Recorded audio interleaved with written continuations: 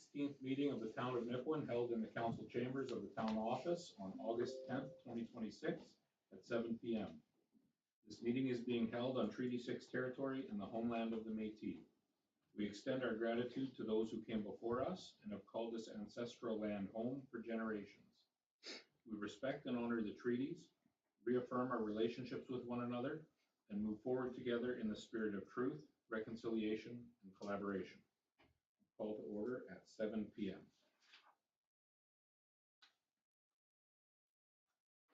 That the agenda for August 10th, 2026 meeting be approved as amended or presented and attached to form part of the said minutes.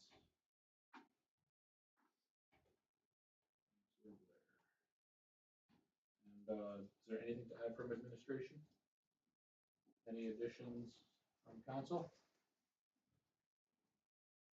Okay, all those in favor? That's carried. Declaration of conflict of interest. Is there anybody with a conflict tonight? Okay. If you see one you miss, let us know.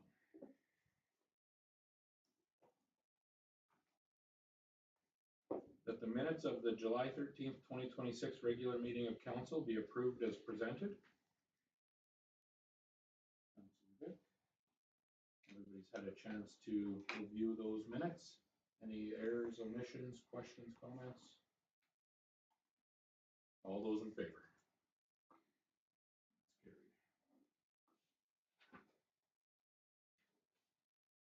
That the RCMP report for the month of July 2026 be received and filed. Councillor Stewart. And with that, we will turn it over to Mr. Trombley. Evening, everyone. Thank you for having me today. Well, I'll just kind of go over these stats very quickly here for the July 2026 year. In terms of persons offenses, we're at 31 for the month.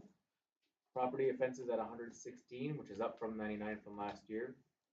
Other criminal code offenses will be at 42. Criminal code traffic at 9. Provincial traffic at 182. And non-offense codes at 226 for a grand total of 654 calls for the month of July. You'll see it is a bit of an increase from last year, but a large number of those are from the non-offense codes as well as some property offenses. As you know, month after month, property offenses in this town are something that we try to crack on quite a bit. So we do get a lot more people calling in these days for suspicious people, especially in the summer months, you know, walking around at night, going around into the sheds and checking those kind of things out. So in terms of stats, nothing too crazy, pretty much on par for year after year. In terms of staffing levels, we're actually on the looking up right now. We have 3 seasoned members coming in from Laurent, so they're transferring in. One just started last week. Another one is starting, well, he got possession of his house at the end of the month, so it should be starting right first week of September. And then we have another member transferring in. He's actually on his house hunting trip this week. So 3 experienced officers that are used to a heavy call volume coming in, so that'll be a lot of good experience coming in. We also have 2 cadets that are coming in that will be training for the Carrot River detachment, so there'll be 2 extra bodies on the ground helping us out for the next 6 months, so that'll be good. Other than that, nothing too crazy to note. Yeah. Any questions about any of this? Any questions today? I think it's good to see things kind of holding steady. How are you guys feeling? I noticed like property offenses and stuff like that. Do you think we're getting all the calls, or do you think there's a lot of calls not being made? I'd say 50-50 on that. I mean, I know that there's on the Nipawin Crime Watch page, you do see people that are saying, their bikes got stolen or sheds got rummaged through, but sometimes they don't call it into us, because I'll notice sometimes that people just, they'll post about it, and then we don't get the calls the next day or the day of. So it does happen quite a bit that for small petty offenses, like, somebody's tools got stolen or something like that, they won't call it in. But for the most part, I think if it's somebody going, like breaking in, causing damage, they'll usually report it to us. But again, I think people are getting kind of desensitized to it as well a little bit. It is a common occurrence, unfortunately. Whenever we have certain people that are released from jail, their bread and butter is going into people's yards and stealing. So unfortunately, there are a few people that we have on warrant status that we're actively looking for that we will try and get into custody sooner than later. It's a matter of tracking them down and finding out where they are. Right, if there's no other questions or comments? What? Oh, you didn't have one? Oh, I thought you did, sorry. Just resting here. All right. Well, thank you very much, and keep up the good work. Thank you. Appreciate it. Have a good night.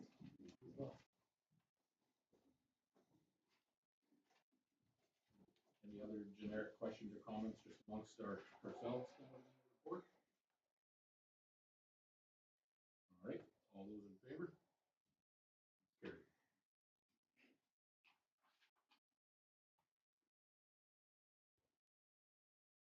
That the financial accounts for August 10th, 2026 be approved as presented. Councilor Fast. And is there anything that you'd like to highlight on the financial reports, Jen?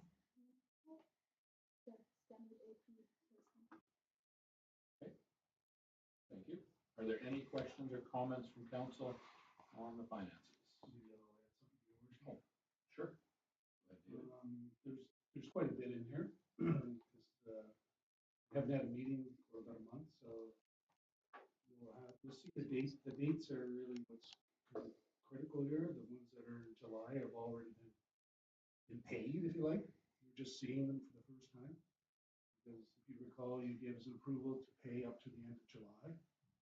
So whether it's computer checks or EFTs, you see the date 7/30 or 7/31, you know those have been paid. The ones that start with the month of August, 8, is the ones that we haven't physically paid yet, but we'll need your approval for both. The ones that are in July as well as the ones that are dated in August as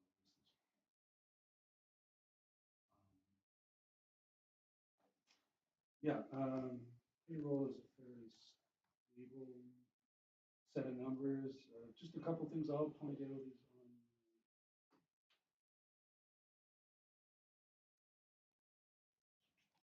EFT there, proposed payments.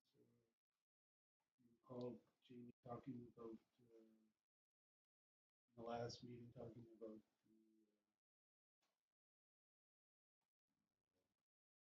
the product you need for water treatment plant. I believe that's the 40,000 to Anthrotech, is that correct? Yeah. You'll notice that That's it's a fairly large number there, $40,000. And ActiveFlow as well is a bunch of meters. Can't remember the exact. MIUs. Sorry? They're the MIUs. MIUs in the meter department, like remote readers. Oh, the remote readers. And we're having lots of failure. So is that or the meter itself? Because I thought I saw an ActiveFlow meters and stuff. No, it'll be the MIUs. Just a reading. Yeah, they're $300 a pop. Okay, yeah, that's the one then. $395, I think. Yeah. It's like 30 or 40 of them. Yeah. So that's what that is. These are not common. You don't see them too often. So I thought I'd bring them up for you. SumerSure was paid in the end of July. You'll notice 15,000. That's in addition to our insurance premium because we had some revaluation in some of our assets, fire department, and a number of other departments. So we got a supplemental billing on our insurance of 14,000. You'll see that there. And we have that happened in July. And I think those are the ones that kind of stood out to me when I looked at this. Everything else pretty standard. The co-op got a big payment as well, but that was fuel in there. You'll see that. So I think everything else didn't stand out, Your Worship. Those minutes did. Okay, thank you very much for pointing a few of those out. Any questions and or comments from council? Joyce? Just a quick question. I've noticed there's lots of June dates on here. So were those amounts for those expenses included in your report in July? as payable items, I don't, or this is over and above? this is over and above that. Okay. What, I think it's stuff that was post-meeting. Yeah. It should be everything after that last meeting. Okay. Shouldn't be any duplication. Any other questions or comments? All right, all those in favor? That's carried.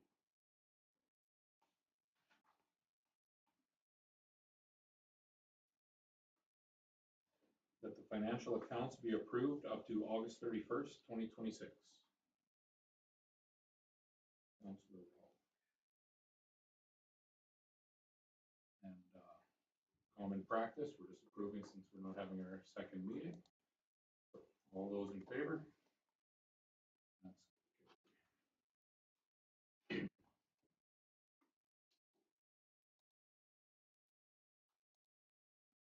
That the reports of senior administrative officials reported as items 9.1 to 9.2.3 be received and filed.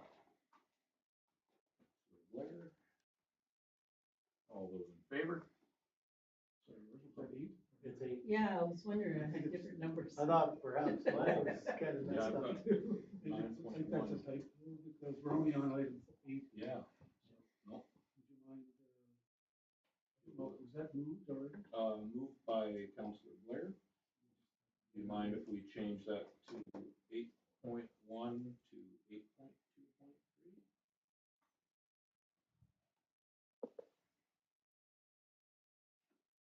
Are you all right with, we make that change, Wes? Okay. All right, thank you. No problem. All those in favor? That's carried.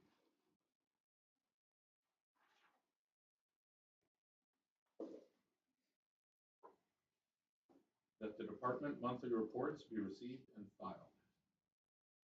Councilor Rowland. And our first report is community services and Derek. I guess the big one would be the app is complete. It's like 3 years in the making, so you guys can go to Nipawin on the app stores and purchase away. Well, it's not purchase, it's free. So that's one.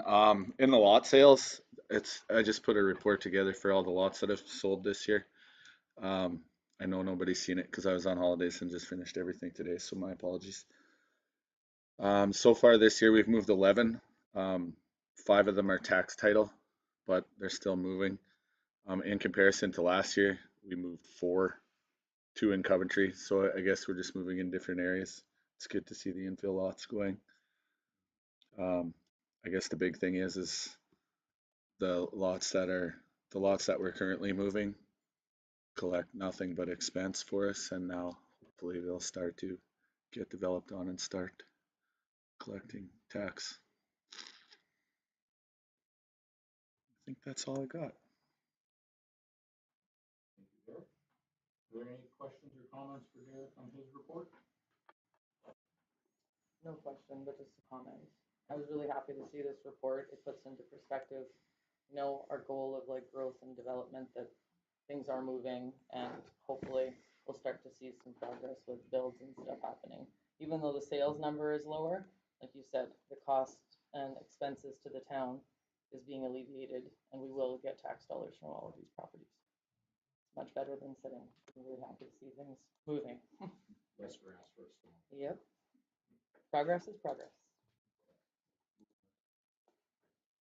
All right. Next up, we've got the fire department monthly report, and Paul. Thank you, Mr. Mayor. I'm not going to mention any colors on the front of the page. I always start off by apologizing. I'm not going to mention that. We're going to jump right on into the fact that we did actually reach 31 events for the month, so a call a day average was pretty high, obviously.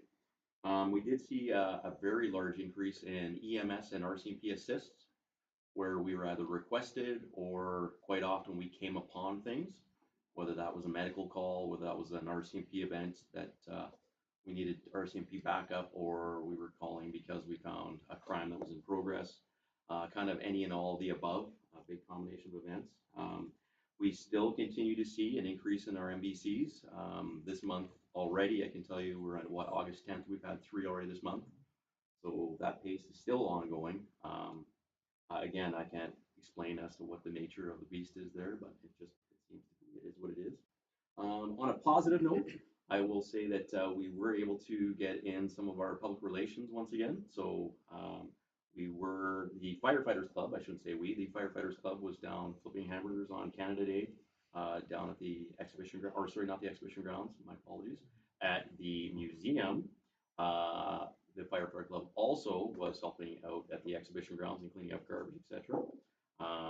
We were part of the parade on July 12th. And then that evening, we also provided standby for the fireworks.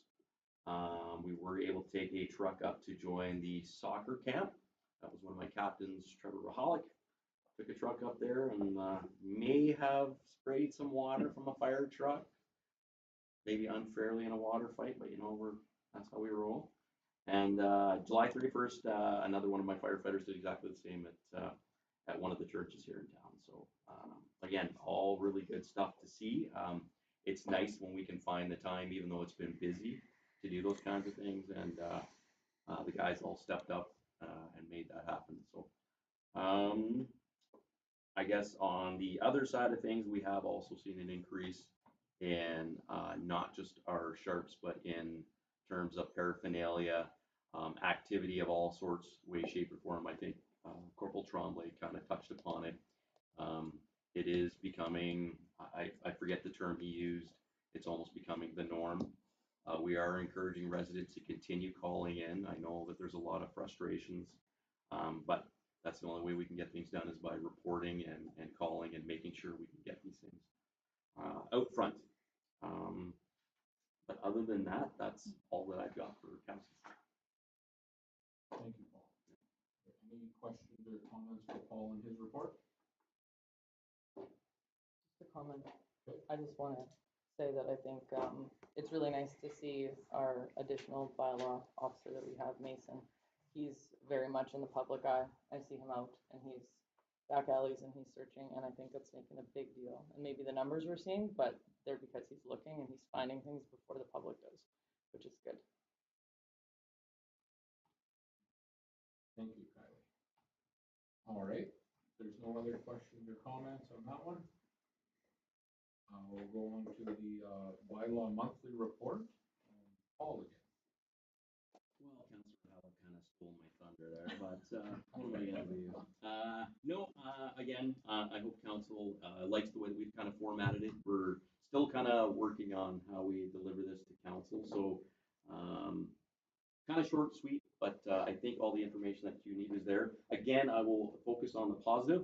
Once again, if we're going to talk about our bylaw assistant, in touring those the properties that we not only own as a town now, but some of our abandoned properties that we're keeping an eye on. And yes, they are 100% a source of us finding stolen merchandise, sharps, paraphernalia, et cetera, et cetera. A lot of times guys camped out there. The one big shining example and the big jewel in our crown, as it were, was we were able to recover a bike that was stolen.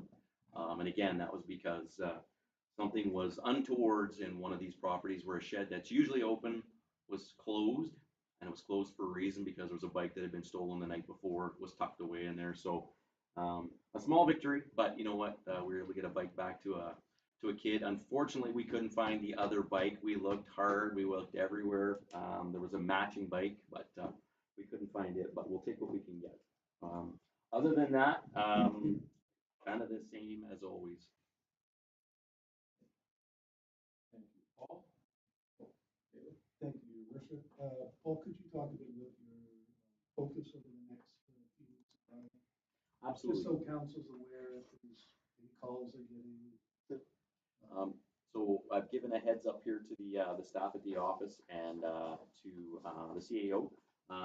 We are going to be issuing orders, or sorry, not orders, notices to everybody about the back alleys. We're taking a much more proactive approach earlier this year, as opposed to playing catch up as we've done the last couple of years.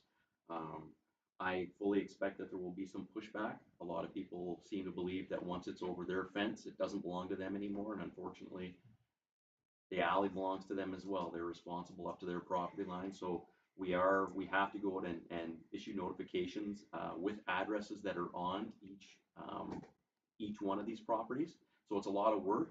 The bylaw assistant has been going around and he actually mapped it on Lightship, on one of the tools that we have here for some of our asset management.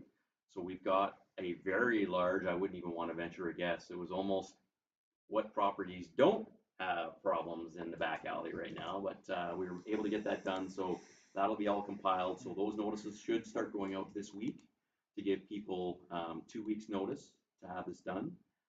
And then we will come in and take care of it, whether it's going to be our staff, which is what my preference certainly would be. But if we have to, if it gets to be too big of a job, or if these jobs are very big, we may have to bring a contractor for some of them. These will be invoiced to the property owner. So my hope is, and again, we'll try another education campaign as we did at the start of summer, is to let people know that they need to get this stuff done. Just like the grass, just like everything else. So this is going to be a big thing, and I fully expect that there will be a lot of shocked people, a lot of mystified people, a lot of angry people. So you as a council might be hearing about it. And again, it's just one of those things, if we don't take care of it now, it affects public works in the wintertime. And I think if you recall, that was 2 years ago. I think some of these alleys were so bad that they couldn't even get, whether it was a grader or a loader or anything down them. And as a result, these people couldn't have the back alleys cleaned.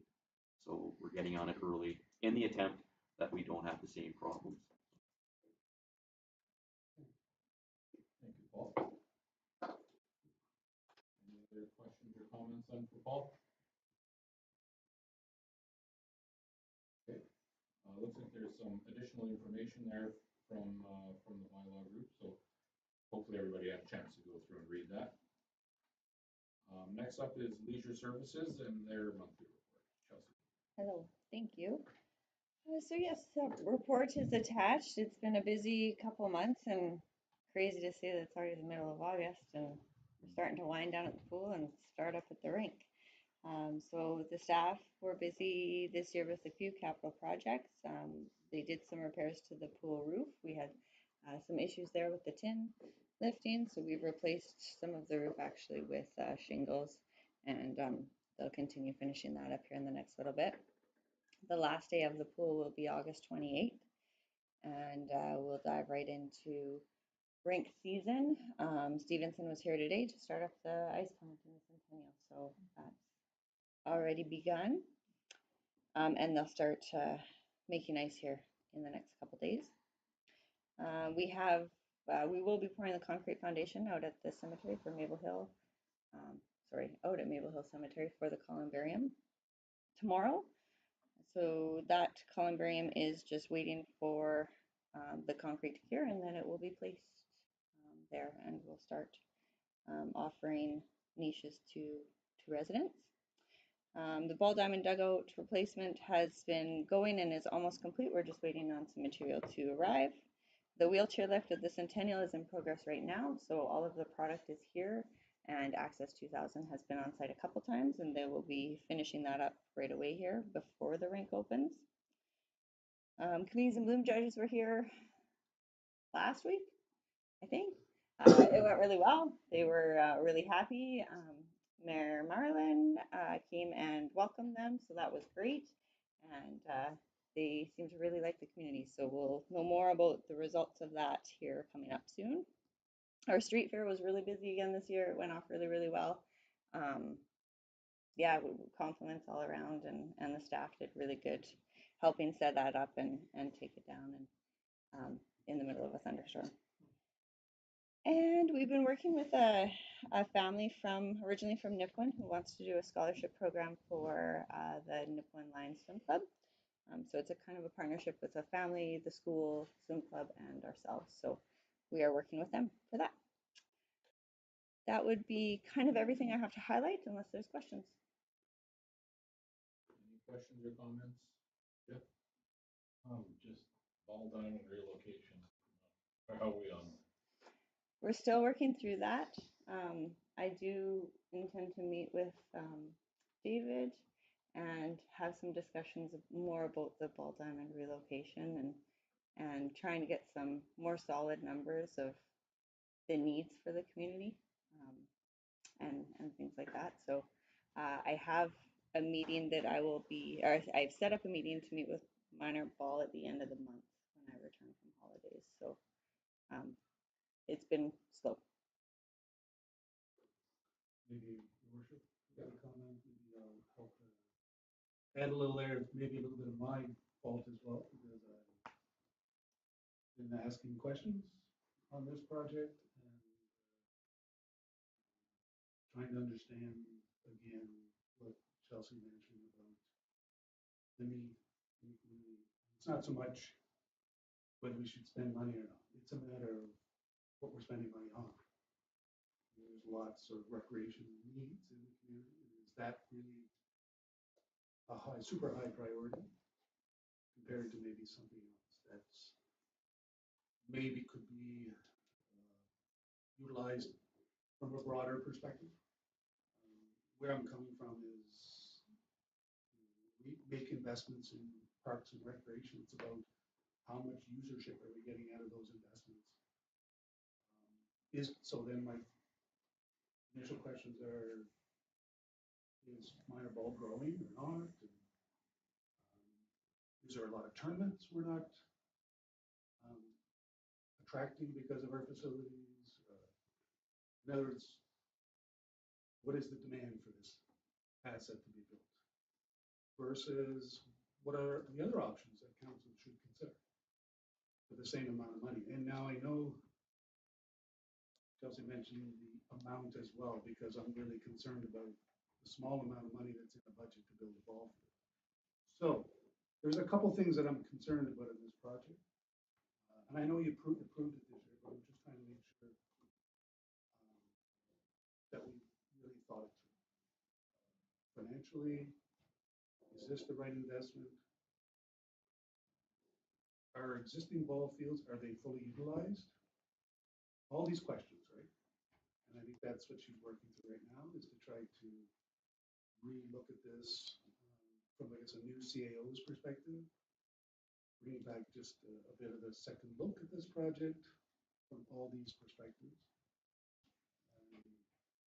And like I mentioned, even looking at alternatives. For example, we have the multi-use court, right? That we built for 330. Well used by a lot of people in the community already. So when I compare investing in one asset versus the other, I say, well, these type of assets are widely used by a wide range of the community, coming from all kinds of backgrounds, meaning people that have and people that don't have, right? Because we have to remember that the community is made up of people from all walks of life and all backgrounds, and some can't afford organized sport. So we also have to think about what we're doing to provide not just green space, but something for young people to do. Because part of crime prevention is keeping people busy, right? As you all know, when you grew up running around in facilities, it was important to keep busy, or you know what happens. Idle hands are, So I think you could blame me a little bit for this, because I guess I'm just asking the wrong question. And here it is, August. So it looks like it's something that's still going to be come around again. And I know Chelsea said she's talking to Minor Ball, and they'll be disappointed we're not already out there moving dirt and building fences and dugouts, but I said just blame it on me. That I want to be sure that we've looked at every aspect of this, just like we should have every other investment we make. Hopefully that's okay with you. I know you've approved it, but there is these questions that are lingering. Thank you, David. Are there any other questions or comments then?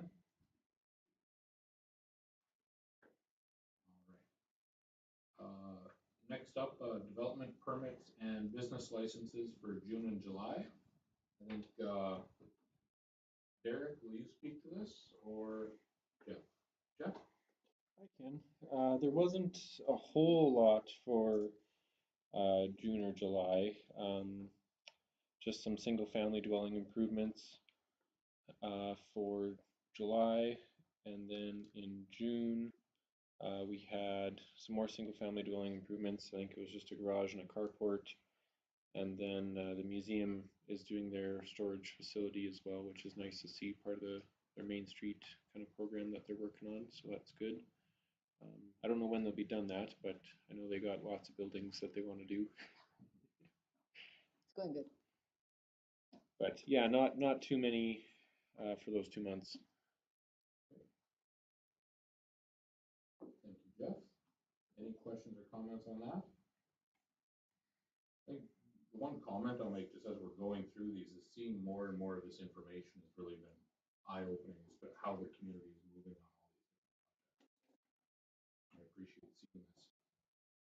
Next up is operations and engineering, and Jamie. So I just want to highlight 11th Avenue water sewer extension is completed. All the underground is put in.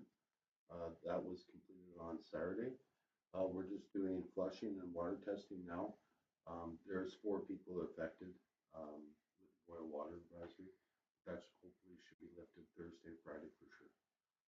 So yeah, now we're just waiting about 10 days, and GB will be bringing in their road construction crew to complete the job.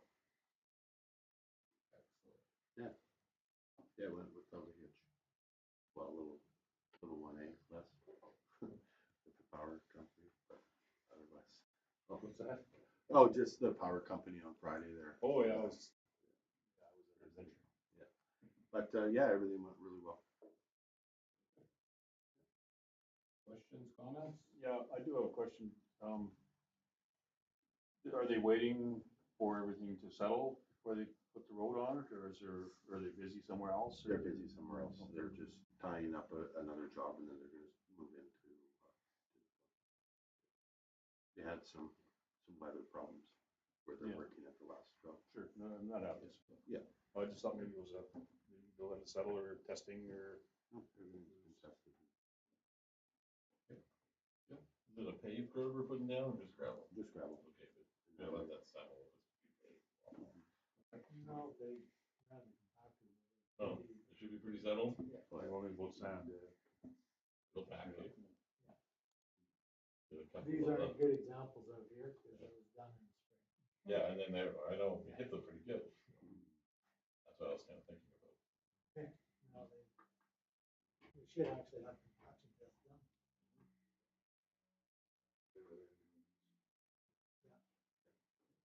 Any other questions or comments for Jamie? Okay, Your Worship, Jamie, could you comment on the storm sewer ditch project over on Peters there? Oh, Peters, when GB comes in, I've already kind of mentioned it with Larry, with GB, and I'm gonna get them to quote us to complete in behind Peters Drive for adding some culverts and some road construction over there.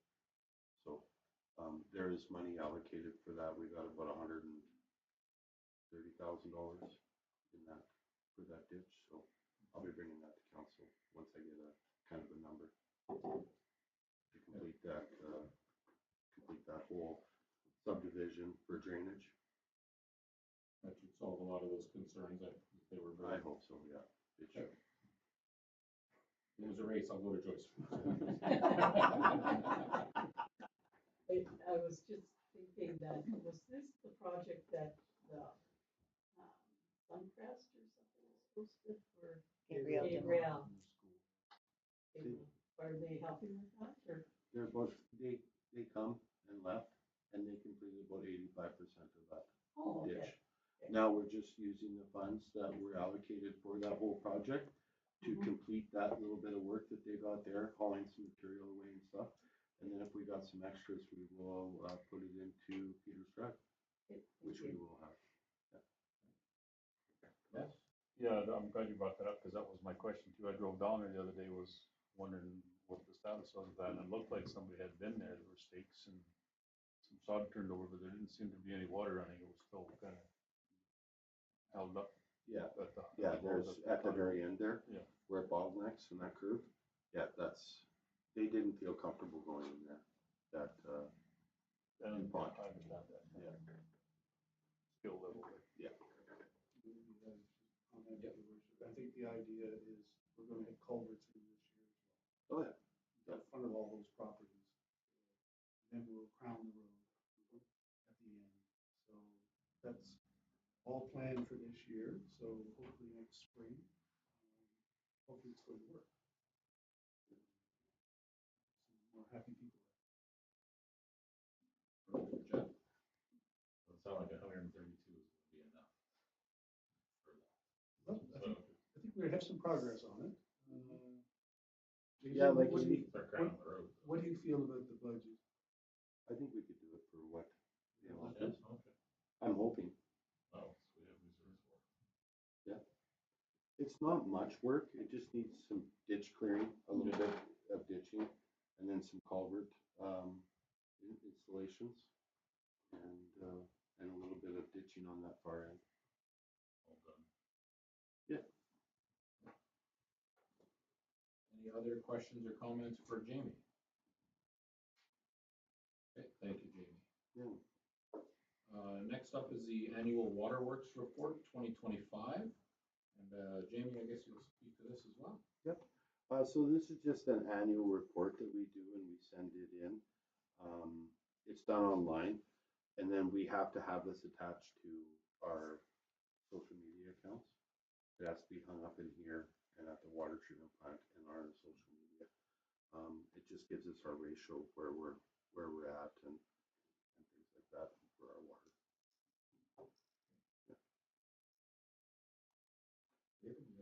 Yeah, I want to add to that, Your Worship. Yeah, as Jamie said, it's a report that is required every year to be made public. And Jamie mentioned this ratio. It's on the second page here. 1.1075. Yeah, and what this means is, it's important for everybody to understand, is the 2.4 million of revenue, I'm using approximate numbers here, 2.476 million of revenue, 2.235 expenses. Now, it's important to know, in there is amortization as well. So when we're talking 1.1, this is already covering its actual cash costs, plus all its amortization. And sorry, I forgot to bring it with me. I think it's a neighborhood of a 500,000 to 600,000 of amortization that's in here. So that is, showing that if you take out the amortization, of course, the actual just cash cost to run the utility is much lower than 2.2 million. So maybe it's 1.8 approximately. But of course, when we do this ratio, we have to include amortization. So that's first thing. The second is to keep in mind, again, amortization and investment. So, it's good to see that our revenues are covering the cash costs to run the utility, but also if we're spending 500,000, 600,000, 700,000 a year in the utility, that the revenues are covering that as well. So this is not without amortization, it's with amortization. So it's important to note. Because I know a few years ago you approved a levy in water rates. So it's showing, and that's of course it's all included in that $2.4 million. Showing that it's covering its actual cash costs plus amortization. So we'll talk more about that when we're into the budget for next year on what the utility has planned for next year, and then we'll be reflecting on, are the rates enough currently or not? That's a discussion for budget, but at this point it's adequate to cover not only out-of-pocket costs of running the utility every day, but also at least its amortization is covering as well. Joyce? So it's saying that the $250,000 difference there, is that part of that $40 a month that we pay for infrastructure? Or is It's all included in there. it's all included in there? That 2.476 includes all revenue. Okay. And then the reserves, that's the 1.5 would be including whatever that $40 is. Oh, and excessive. I wouldn't say that for sure, because that's a multi-year Yeah. accumulation of it could be 10, 15 years, I don't know. 'Cause- They've been collecting that So, infrastructure. for a while. let's just say it's money, the reserves part is really money set aside supposedly for future projects or current projects that are identified. But to be honest, I haven't taken apart those reserves yet. Mm. But as we get to budgeting, we will definitely be all having a look at that. What's in the 1.5? Is it exact project oriented, or is it more future project oriented? But definitely, there's 1.5 million has been set aside. And obviously, it's come out of the surplus over the years of this utility. And for what purpose, that's just, I can't answer today, but I will in a few months when we're going through budget. But you're right, it has to relate to surplus, because that's what, reserves are funded through surplus. So this is supposed to be appropriate reserve, meaning if you look at Schedule 8 on the financial statements, there's appropriate, unappropriated amount of funds that the town has, and this is supposed to be appropriated to that department from the surplus of that department. I don't know how many years and how much, where it all came from, I'm not 100% sure, but we'll talk more about that. Any other questions, Jeff? Just in that $40 payment, that was primarily to pay off the loan that we're taking, primary project. So the town, that's why we levied it. So that's in the expenses, I hope. Yeah. Expenditure for paying off that loan. Yep, everything attributed to the utilities is in this 2.235. Yeah. And the expense would be included. Would it be, that's what Yeah. I want to make sure. So now, which project are you referring to, so I'm clear here? The one we're just. The sewer trunk expansion. The 11th Avenue. Yeah. We actually increased that levy, didn't we? Yes. Yeah. $5. And that was to pay that loan bill every year, make sure it was fully funded going forward. Well, we did borrow some funds last year, but I mean, I can't tell you exactly all the details, but obviously the interest cost and the principal repayment is the responsibility of the utility. Okay. Perfect. So I don't care. Thank you. Any other questions or comments? Okay. And last up is the Ministry of Environment landfill inspection report. Yes. So this is the inspection report that was completed here at the beginning of July. We did get 4 action items. One was some fence repair. The wind just, it's hard on that fence out there. It's pretty windy. So we'll be working on that. That has to be remedied by September 21st. The second one is composting. Now I want to touch on this. I'm just getting into this with the ministry now. After I received this, we produce more than 100 cubic meters of compost.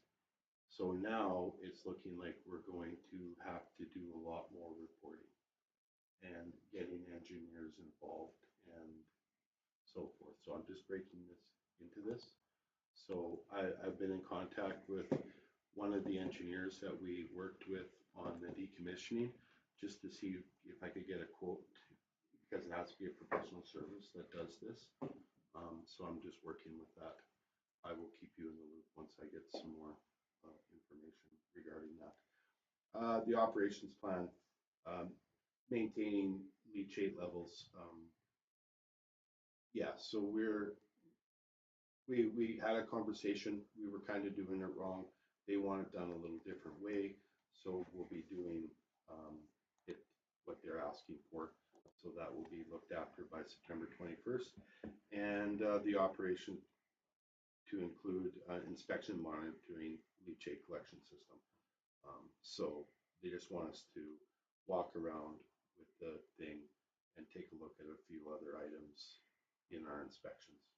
So all in all, everything went really well there.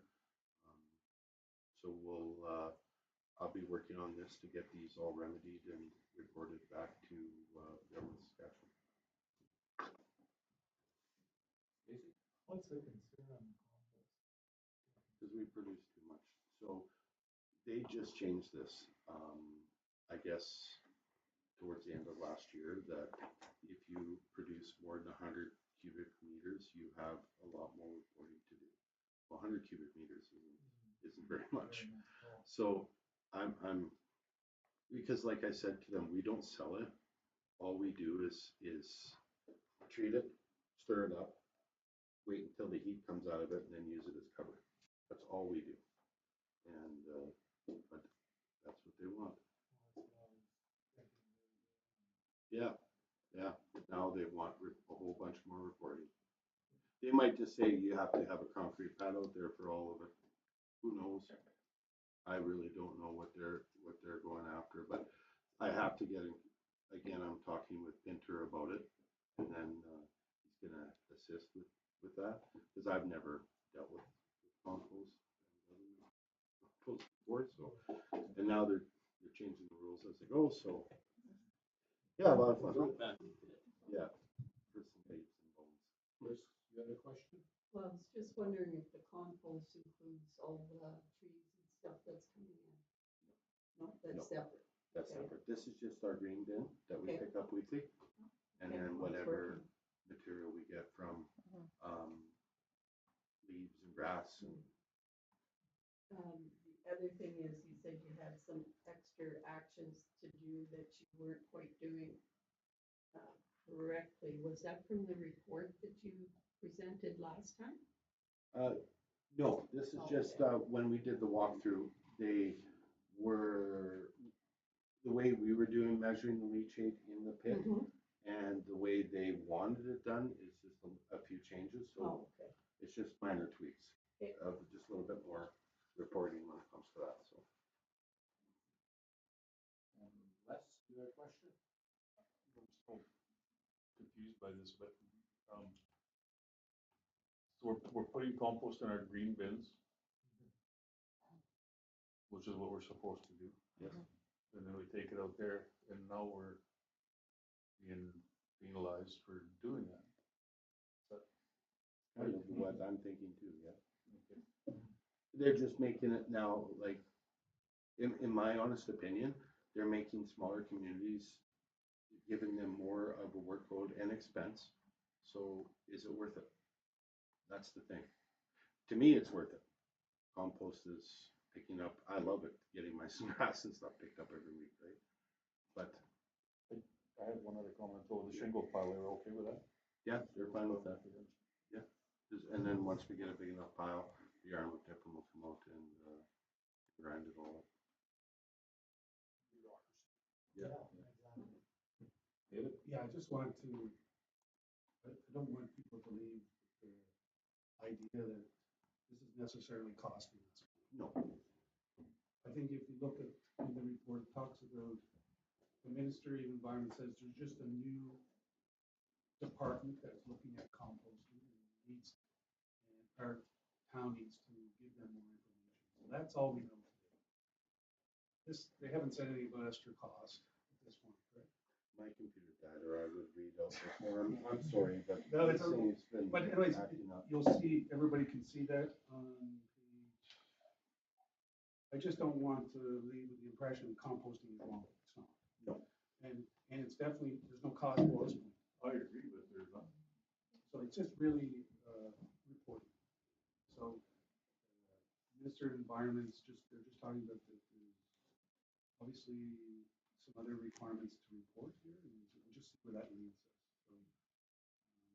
So, They have responsibilities too for their reporting, so it's just a matter of having that information. Whether it's compost or goes into the landfill, it's gonna happen anyway. You just won't fill the landfills. we're hoping.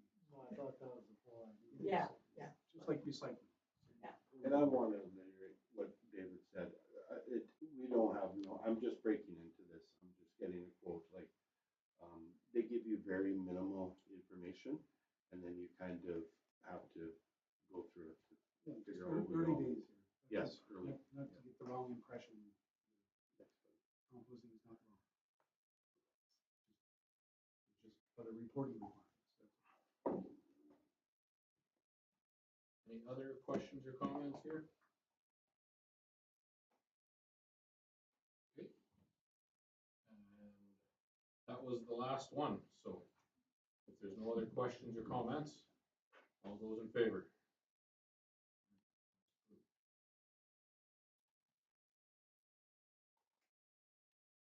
That council hereby authorizes the CAO and mayor to execute a natural gas supply contract with Connect Energy for a period of 1 year, starting November 1st, 2026, at a fixed futures price of $3.16 per gigajoule as quoted.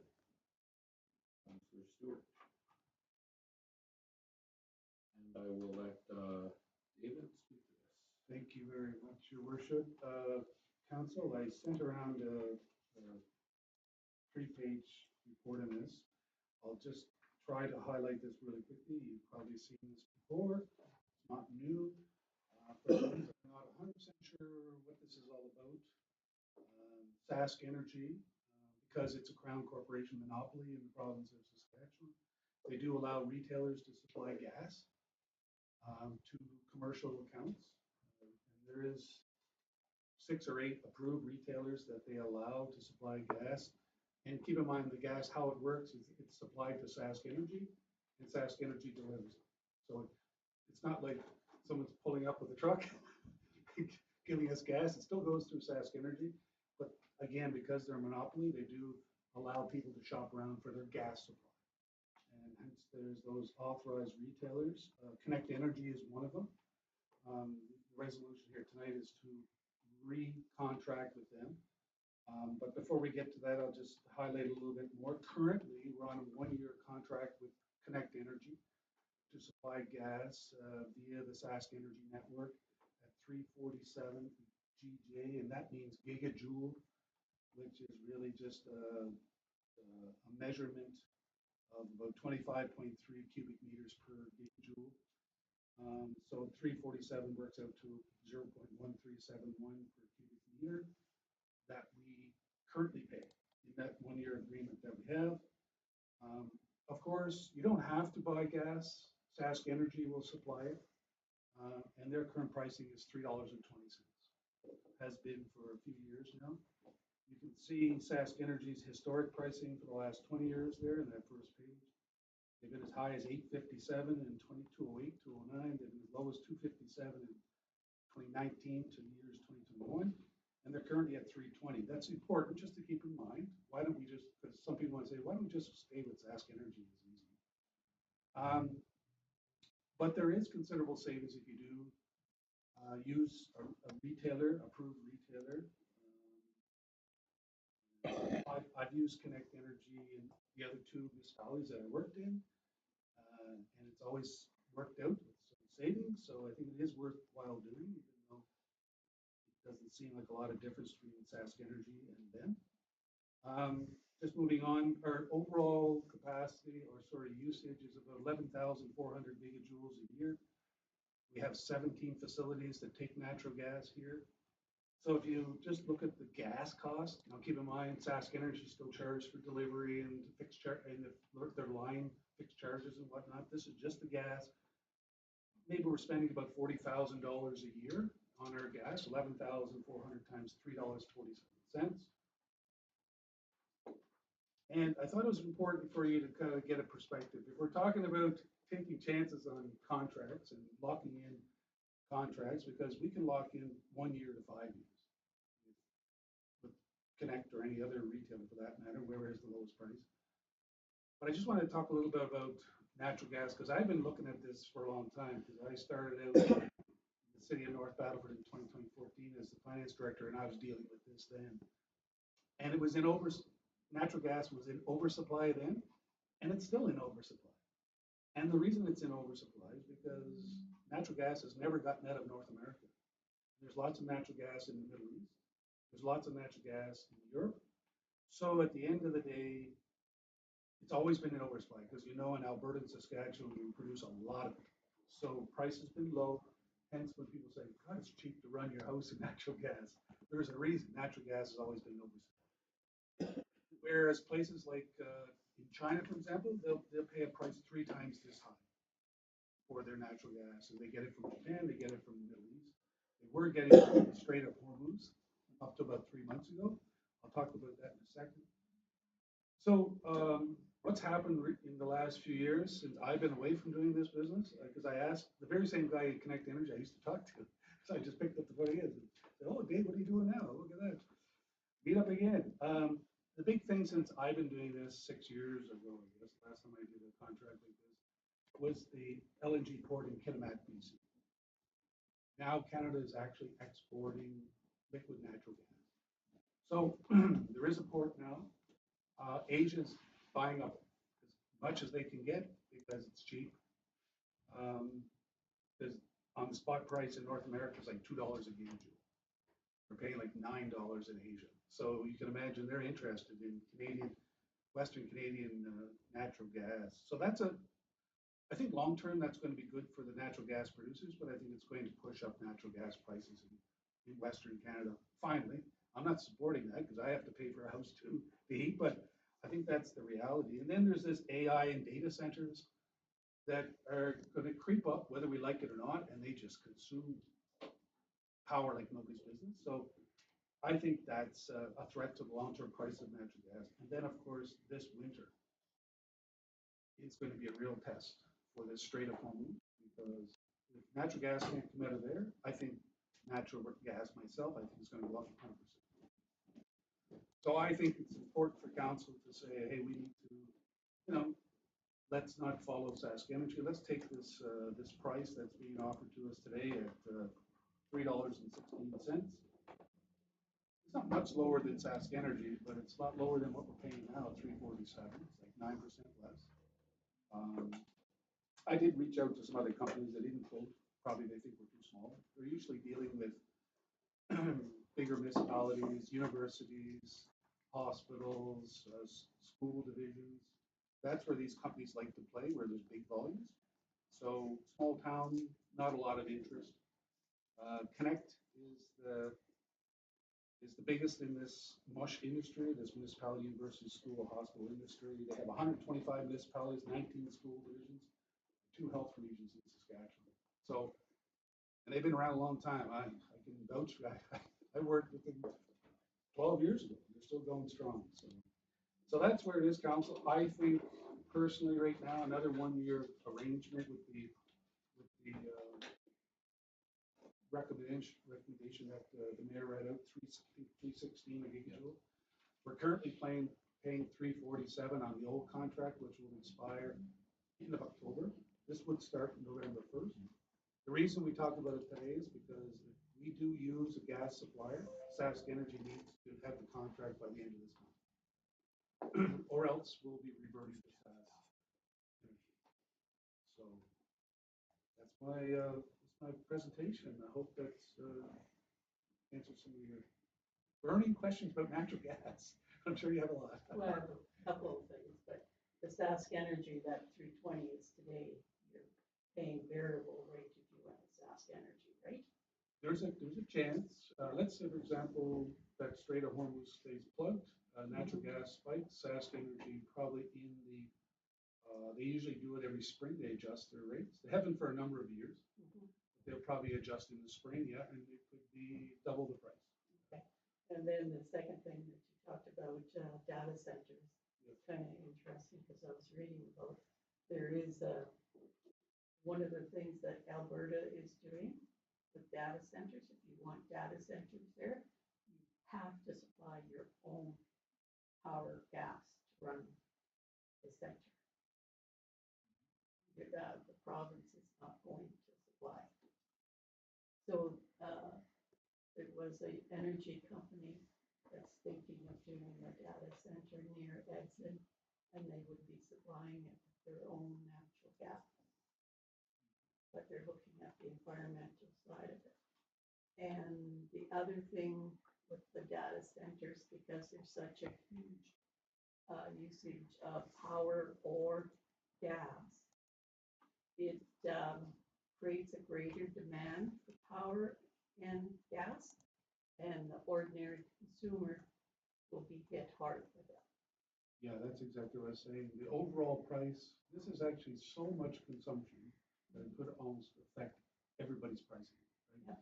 So that's like that outlook for natural gas. If you look at those things and you look at the fact that Canada can export now, I think there's kind of like an upward bias. Might take a few years, but you'll, oh, I forgot to mention, you saw their 5-year price, what was it, 8.7? I'm sorry, 3.7.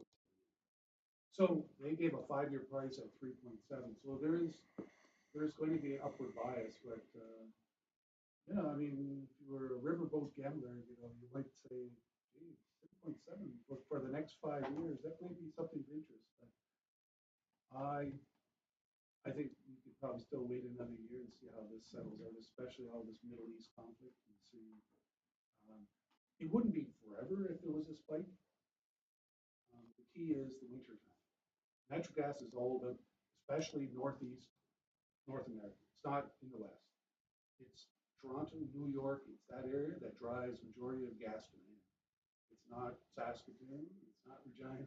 It's not Calgary.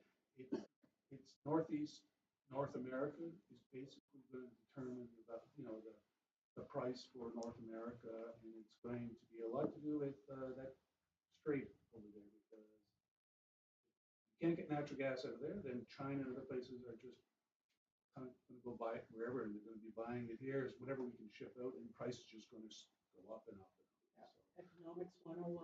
But I think that won't last forever. So that's why I'm thinking you shouldn't have to lock in for 3 or 4 or 5 years here.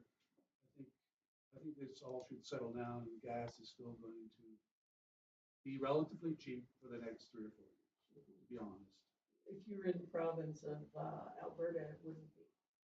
I remember when they went privatized, and it was 3 times of Saskatchewan for the price, and it hasn't changed, if not even worse.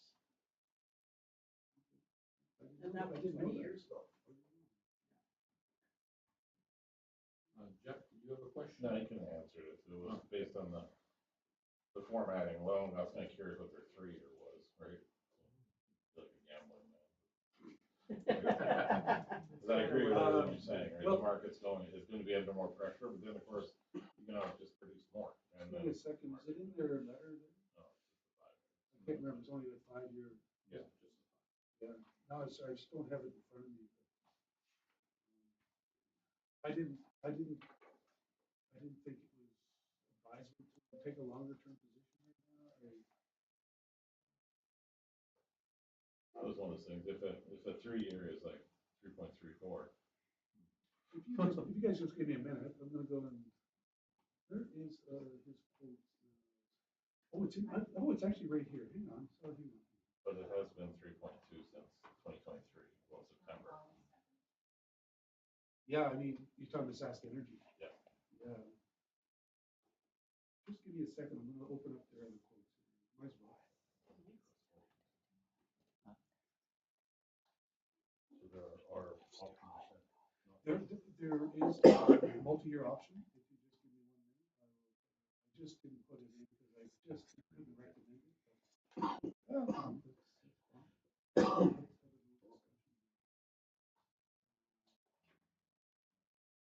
You know, I mean, like I said, I see gas going up, but it's the speed of the incline, right? And, I just say something like there's still more into the long run. That's not going up. it's the same idea. It's Look like an absolute genius right now. It's like a tool before you. And then I woke up.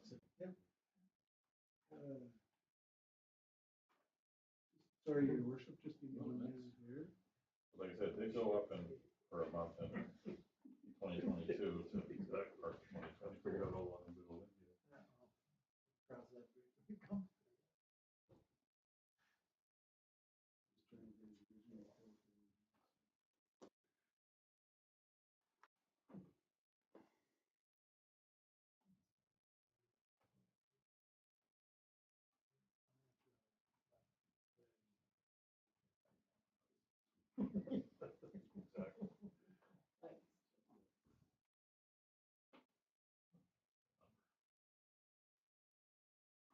bring my little credit card so I can live till Thursday. Also,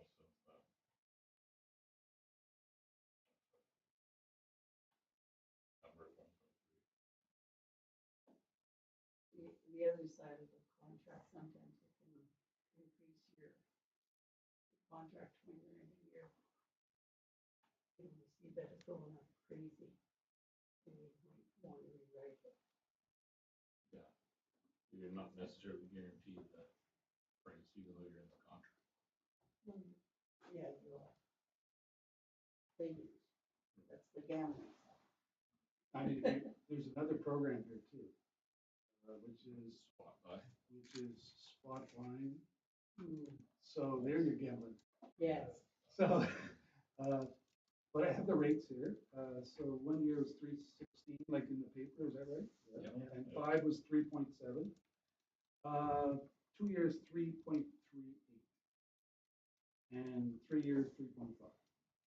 And just gradually moving towards 3.7. So the 3-year would be more than what we are now. Oh, yeah. That's About what we typical. are now, yeah, but remember Saskatoon. Yeah. So, So I just, and they've been that way for 36 months. 12 months, you're probably right. But in a year, we'll have this conversation again. I think we'll know more Yep. here. I mean, but at that time, I don't see the market going below us at 360. No. If any, we're just missing an opportunity to lock in for a couple of years. That's all we're missing. I don't think we're going to be underwater. To use the expression, meaning we're in at 316 and all of a sudden the market falls apart. I think this is already, the market is biasing up, right? So I just think it's probably a little bit sideways, a little up for a year again. And then we'll see if we get through this Iran war thing, this Great Hormuz thing, and then really see if there's any lift in natural gas that we need to lock in now for maybe 2 or 3 weeks. That'll kind of prove our point that this is kind of like the basement, and we're going up, and then maybe next year it's probably multi. Anyway, it's 6 of one, half a dozen of the other. It's the best estimate to date. But at least we get a 9% saving what we're spending. We can lock in 9% savings today. That's unlimited. Unlimited. Yeah. No, there's no limit on it. You're gonna pick up your house? But there's a little difference in Sask Energy. But they haven't adjusted their price for a few years. So they've been in a situation because they sell at cost, right? Their gas, they just go to the spot market, futures market. Once a year, they reconcile how much they're paying and how much they're charging. And if it's in a surplus, they don't raise the price and they keep going. Just keep going. Because as you know, they're a crown corp. Their job is to make enough for the infrastructure and the capital, but no more. Right? It's supposed to be the people's energy. But I think, I don't know, there's a lot of different ways to go, but to me, I think it's good for another year and pick the 9% and walk away. Let's see what she looks like next year. So that's the recommendation for it. That's my existing motion. So are there any other questions or comments then? So just a reminder that we're purchasing at 3.16 per gigajoule. So there's no other questions? All those in favor? Carried.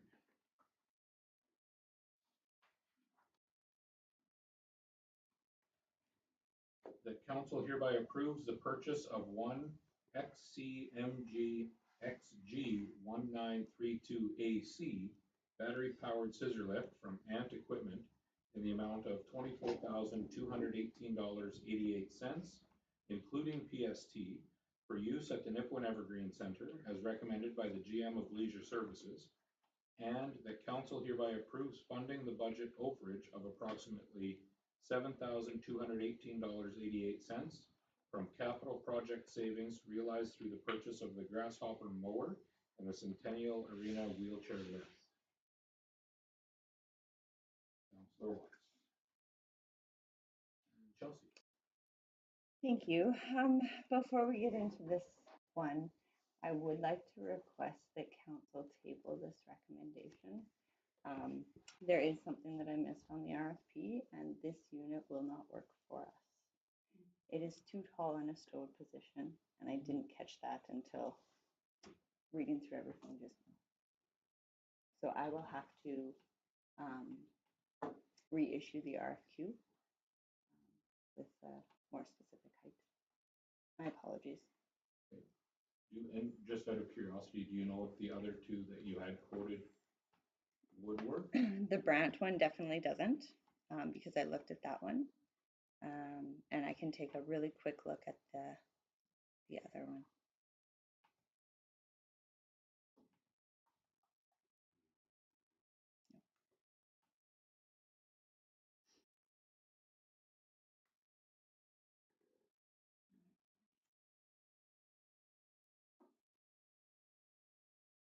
I don't believe it will either, but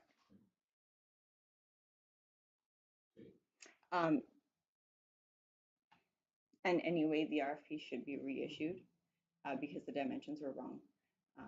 So in fairness to the other, yeah, for sure.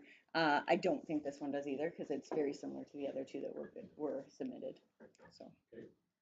Any questions or comments from council? It sounds like recommendation coming. We're going to table this. I'll have to cross it. Yeah. My apologies. All right. And no, I just found it. It wouldn't fit either. All right. So table. Good catch.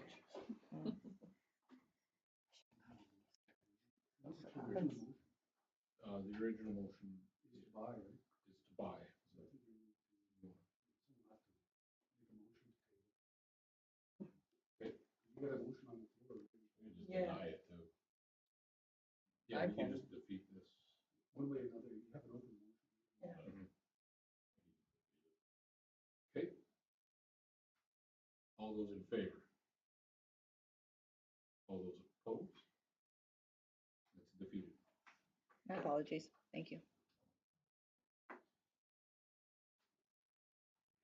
No, we don't need to table it at all. We'll just bring it back. Okay.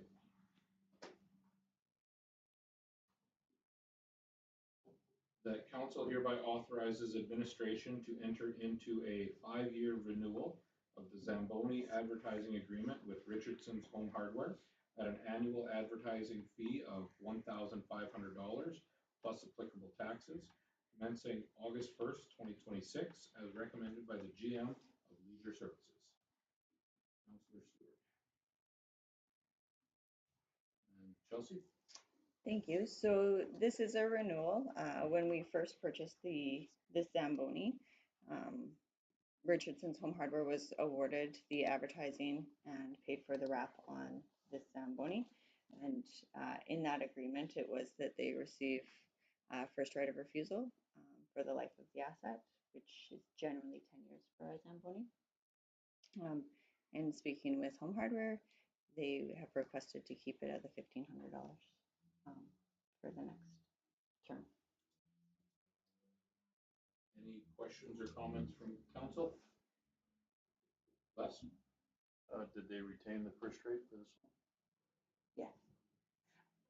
Which that asset should be done at that point in time. That's 10 years on that piece of equipment. But we can remove that if council wishes. How is the skin, how does it look still? It looks good. Yep, it is. Yeah.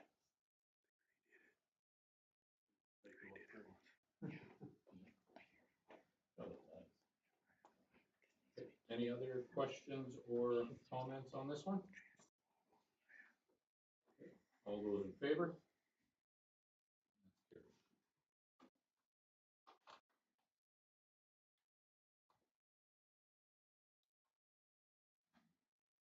That communications recorded as items 12.1 to 12.2 be received and filed. Councillor Fast. Sorry, your worship, that's 11. Oh, yeah, so they were. Yeah, it's just numbered wrong on these. Yeah, on here it's 11, on here it's, I was just reading.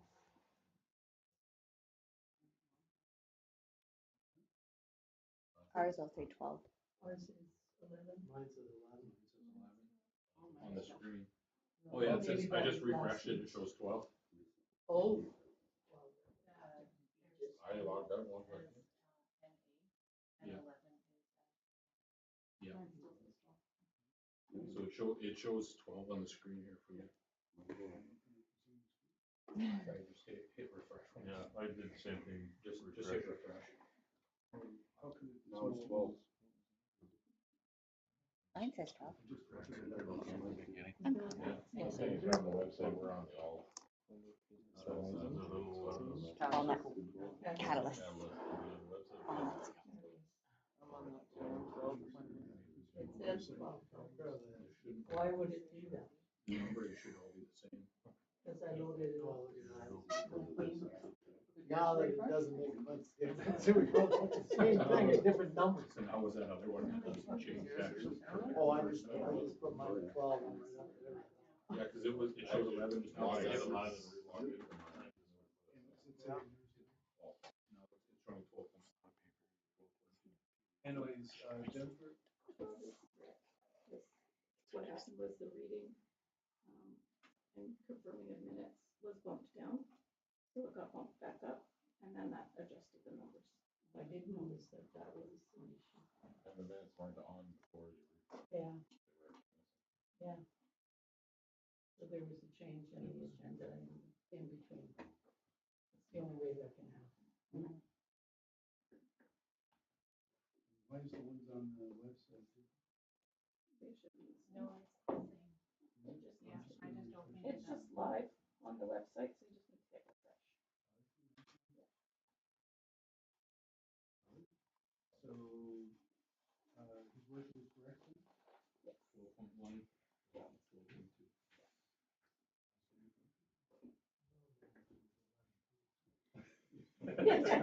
Thank you. I thought I was the only one crazy. No, you weren't. Anyways, we'll look into this for our next meeting. Not sure what's going on. We have changed things a lot in the last few days, so. Yeah. So everybody's had a chance to review the communications. Any questions, comments? Okay. All those in favor? That's carried.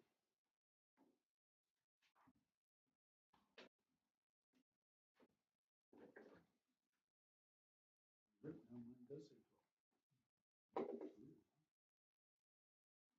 All right, on to new business, which is 14. That is. That council hereby approves the planning committee terms of reference as presented. Councillor Stewart.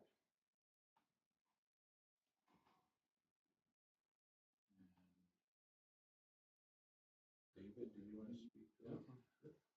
Thank you, Your Worship. So, council, before we delve into having the planning committee, we thought we need to have some terms of reference in there. Nothing that would conflict with the procedures bylaw, but just for everybody's clarity on how things would work, authority, the committee, the members, the meetings. I'm just quickly going this, I don't think there's anything there that stands out. And of course, you might have some questions already. Order of business pretty much follows procedures bylaw. The chair, of course, is the vice mayor, as discussed in the last meeting. Forms don't change, majority decisions, tied vote. If there is, if there's only 6 people, even numbers of councillors there is tied vote, you'll be defeated. Recorded votes, chair's vote is fine. And yeah, so it's basically a little bit of terms of reference. That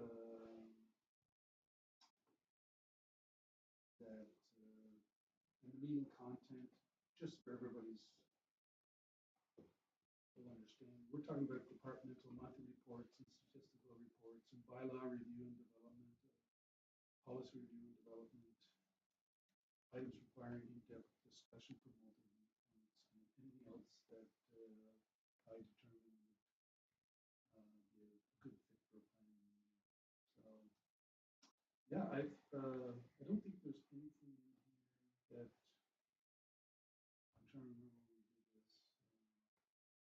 absence of the chair, the mayor shall take over the meeting. Any questions? Did anything stand out to anybody, or is it all pretty clear? Go ahead, Joyce. Just the word votes. Now, this is just for voting whether it goes to council, not voting that it's putting onto the floor. Yeah, this For is, decision-making, final decision-making. yeah, this is only a recommendation. This whole planning committee is only recommending, just like other Yeah. committees here. That's the only word that gets me. Yeah, so, sorry, it's not, decision making, planning meeting is not decision, it's recommending, recommending. Recommending. So, this committee, as it says right at the beginning, the authority, there's no action of the planning committee, shall be binding on council. So it all has to go to council. I think the benefit of planning is that you all will be present and there will be notification and it will be seamless and you go from planning to open council meeting. And the minutes of planning will come back to the following council meeting. So what you'll have is subsequent council meeting, you'll see previous council minutes and you'll see previous planning committee minutes. So that's how the minutes are approved as well. Also through council. So, anybody else have any questions about these terms of reference? Very simple, I think. Of course, it's once a month. Prior to the first council meeting. Yes, prior to the first council meeting of the month. It starts at 5 p.m. And as I mentioned, we'll bring food for council and staff. Okay, if there's no other questions or comments, all those in favor? That's carried.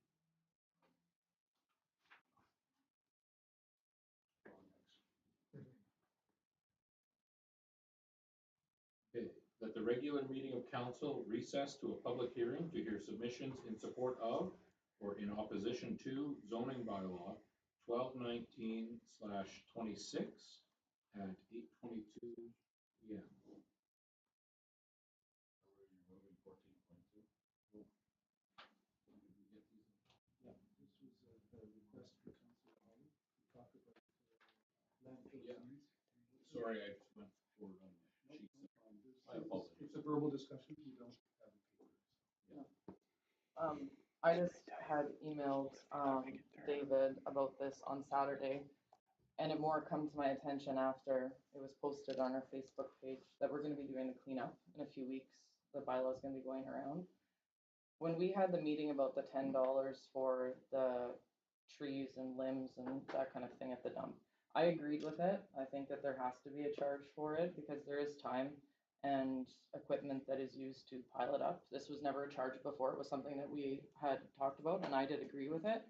But I think that when I had agreed, I probably should have asked more questions. I was maybe not understanding fully how the charging was gonna go. So on the weekend, I had personal experience with it where, you know, if somebody only has the means of hauling this stuff out in a small box of a truck versus somebody who has a very large dump truck or a semi-trailer, the charge is apparently the same. And it's not just, it's every single time that you bring a load out.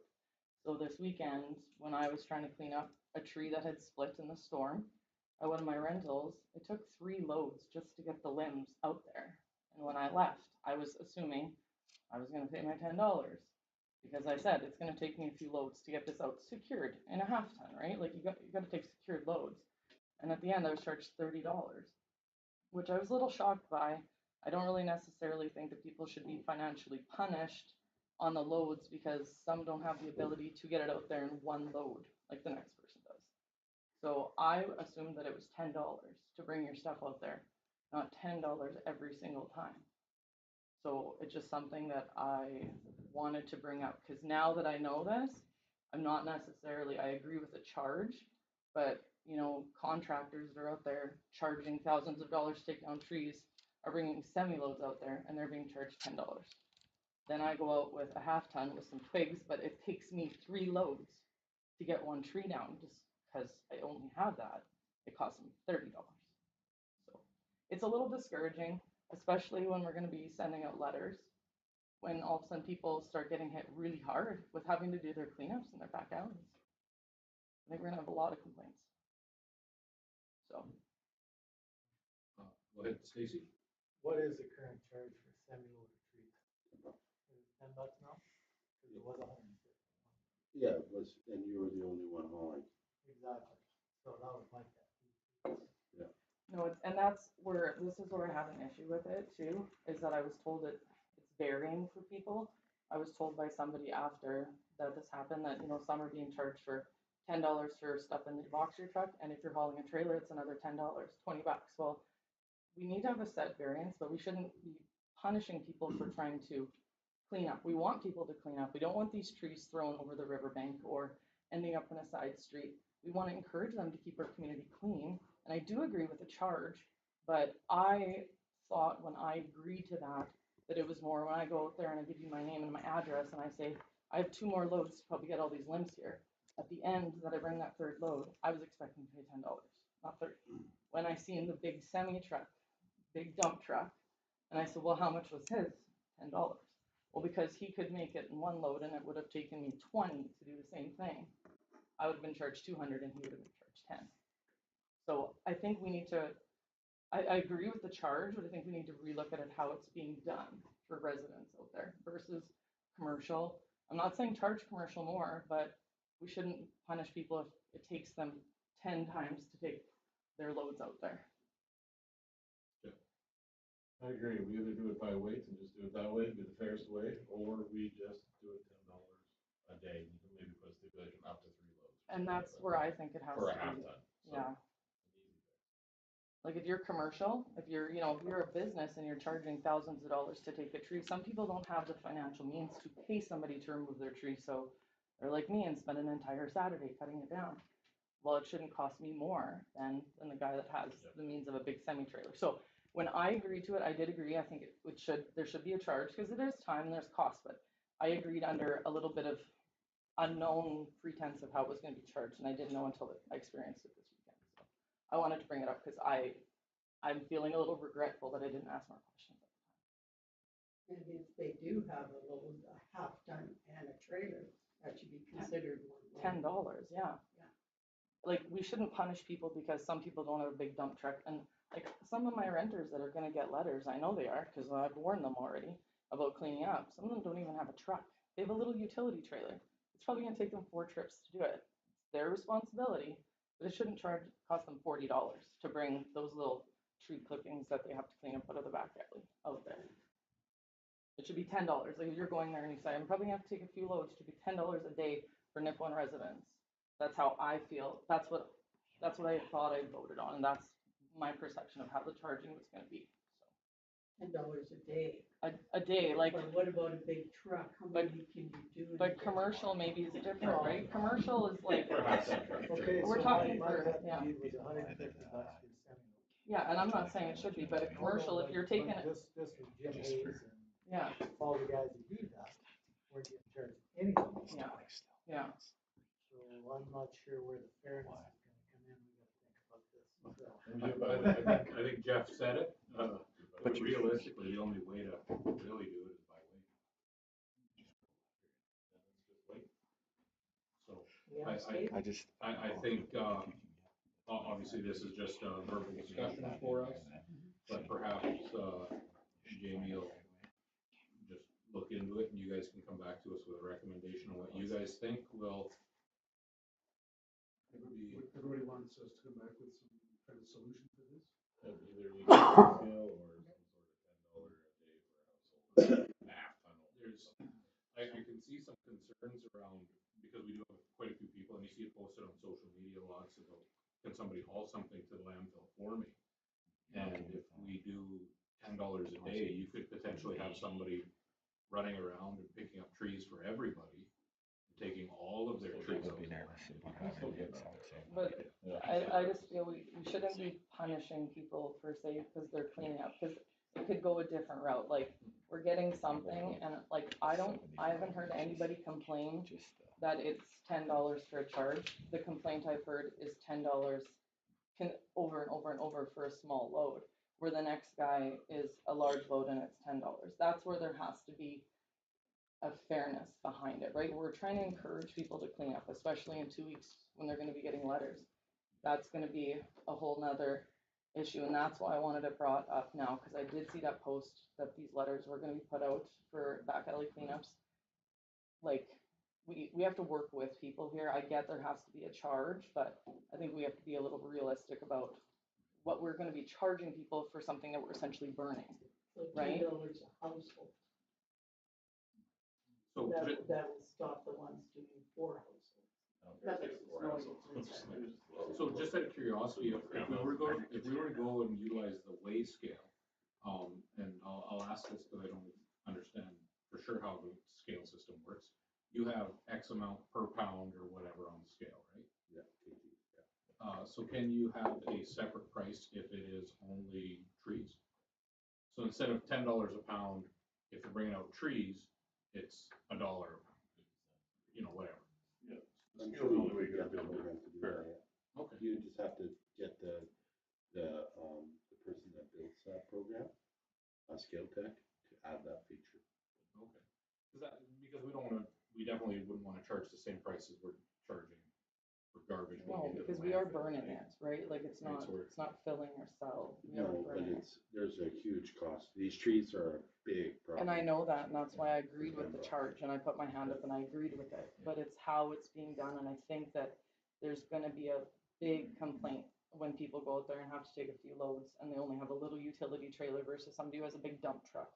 It's just, there has to be fairness. Nobody should be punished because they're not sitting in a financial position to own a big dump truck. But they're still trying to clean up the earth. I would caution to use the word punish, because I don't think we're punishing. I think obviously, we can reevaluate the system. But I wouldn't say we're punishing people for keeping out there, for paying the fee. But it's $10 for every time. For somebody who Sure. doesn't have the financial ability to have a big truck or trailer, they're being financially burdened more because they're having to take multiple loads because that's all they can have for volume because that's all they own. That's what I mean by there is some financial, I guess. Yes, that's what I'm trying to get at, and I don't think that's really fair. Fairness would be the scale. Honestly, I would have two things on the scale. I'd have residential, maybe they pay a little bit more per pound, and then commercial. We don't want to hurt our commercial businesses. Maybe they pay a little bit less. Those semi-trailers are going to pay a little bit less per pound because they're doing a commercial service, right? So they'll also be bringing out huge amounts, right? So then we're not raising them up from 10 to 150 every single time they come out. Then the residential will just be the same. It's just about finding those two things. If we use the scale that we have out there, it should be as fair as we can reasonably make it.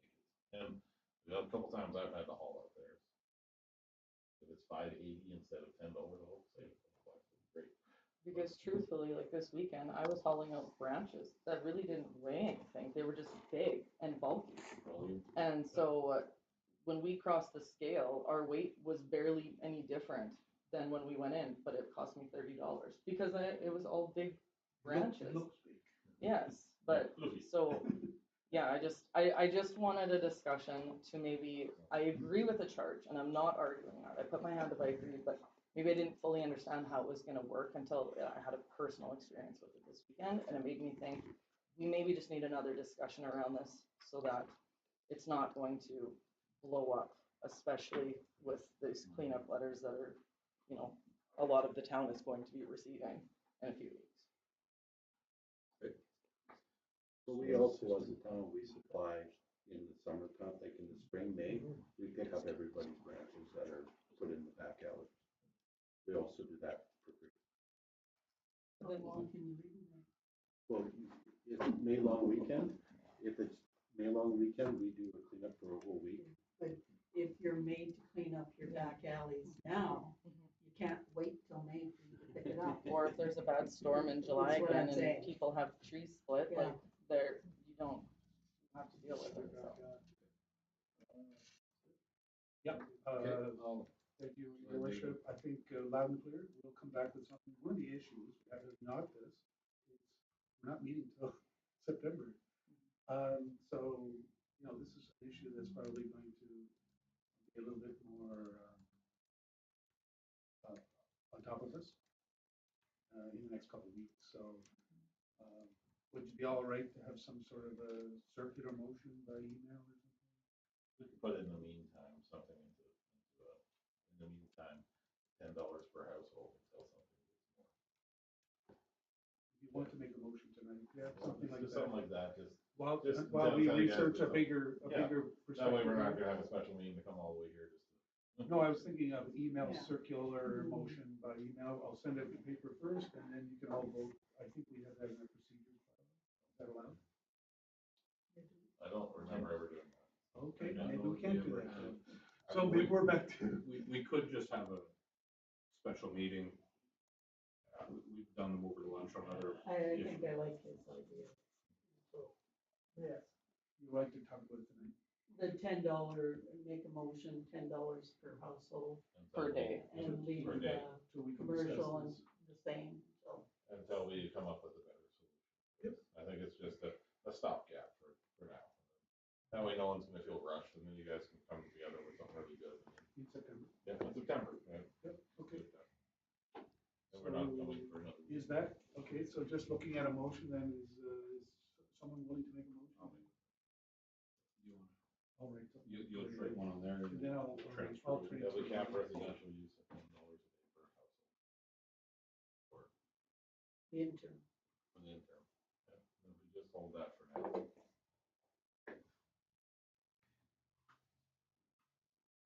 So cap residential, Yeah, residential. charge for clean wood Mhm. at $10 per day per household. $10 Per per day, household per per day. household. How many times can you go per day? I thought we were gonna count it as three. We have the maximum. Devil's advocate. Well, that's gonna be a It's gonna be very Have a hard. landlord. Yeah, it's gonna be really hard to keep track. I would just, if I may, I would like to hear, I know we're tabling it, but I just, if there's any information that Jamie would like to share to get insight. I just feel like to make a decision and then to change and make another decision might be more confusing. So I would be curious to see if you have any other thoughts that we're not considering. Well, there's, like, to try to keep track of this, the same truck coming over, and then it'll be multiple trucks, because it'll be multiple people cleaning up their properties, especially rental units. So how do we police all this? So it'd probably be best just to make it free. Until we come up with a decision. It'd just be easier to not. It would probably be easier. I mean, that ties into the whole, as a community, we're encouraging cleanup and for this window of time, because of that, any branch, that to me makes more sense than to try and change it. That Try and works get in- your I staff like to that do better. something. Works in Yeah. conjunction with the Yeah. back alley cleanup that we're Yeah. wanting to do. And Then It'll we really, give, open it'll up give the- a lot of less, I think That's a good we idea. were gonna have a lot of backlash when a lot of people got those letters and, you know, now it's costing trips and time and money. I think it was gonna, like, we were gonna. really so for get it. limited time, I think that's. Could I just ask, is this something that was in place before? No. Yeah, It it used to be free. used to be free. Okay, so this is not something that's Not new, new. and could it be something temporarily until such time as we review this again? We don't necessarily have to rush to the next meeting, but review this. End of September, should give people enough time to clean their back Yeah, houses. we'll just keep it free until next year. Last year we paid a contractor to do it. Like it's, well, we're into October, and it's in there, like we're not waiting. So. And we do have to. But I think we do have to address the realities of this does cost. That's right. So we can't necessarily, I think that's fine, it's a simple solution. But I think, we're doing budgeting in the next few months, I think we need to address this.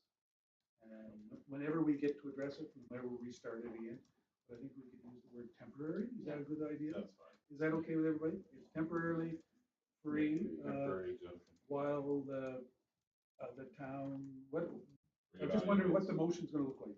For residential? Or is it Yeah, for gonna be residential. free for residential? Can you tell the difference coming in like, Well, is there's it feasible or you there's just, only a few people that haul in logs, like like, you just make it free? no, I think just residential, but the Because business commercial owners, is making money off of it. commercial's making money off. Well, I think commercial at $10 is not a big issue, but of course we have Vic here who can comment more. I have no issue with that. What my issue was before, is you would have all these other contractors that did make their money hauling trees, Griffin, Hayes, list went on. They would haul all day long for nothing. And then I'd come in with a semi and I'd pay $150. Just So because you were they in the called city. because I had a semi. Because he had an end up, yeah. Yeah. So that's where I have a little. So are we still, if we're talking, are we talking just residential? I think Yeah, just residential. Those companies that were mentioned there, are we still pay $20? Those individuals that are. Well, that's what I'm hoping for, and I'm also going to ask, the staff to record what house is coming from. Okay, but if we're talking about a temporary residential Yeah. change, Yeah. we're not talking about commercial change. No, No. unless you want me to, that's all. No, I'm just asking what council wants. I think we just want residential. Just by the residential, sounds of right? it. Yeah. Yeah. All right, so then we can just say it's temporarily suspended. Yeah, temporary suspension for residential. Give it a date, end of October. Well, I think the word temporary just says. Oh, so it's. We're coming back when we're ready, but it's just temporary, right? Yeah. Temporarily suspend the $10 charge for clean wood, right? Meantime, we'll load up your truck with branches, see how much it weighs, and see how much we get charged. Well, I can guarantee you contract. Now, sorry, this is, just to be clear, this is residential, Clean wood. residential property owners. And are they only from, Non-commercial. are they from Nipawin? Because we do have a different rate for non-Nipawin people. Not with wood. Oh, wood is not. Sorry, my mistake, sorry. So then it doesn't matter, right? We don't have to distinguish that. Okay.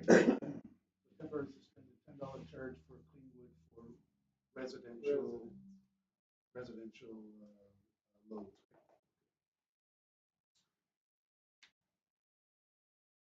Simple, right? Yep. All right. And we All right. can send, So,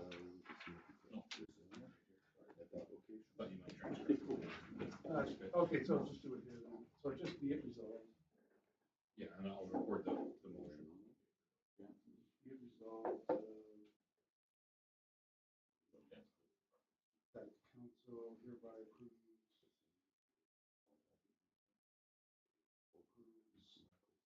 temporarily suspending $10 charge for clean wood for residential. Nobody has a 3-ton that's moving residential.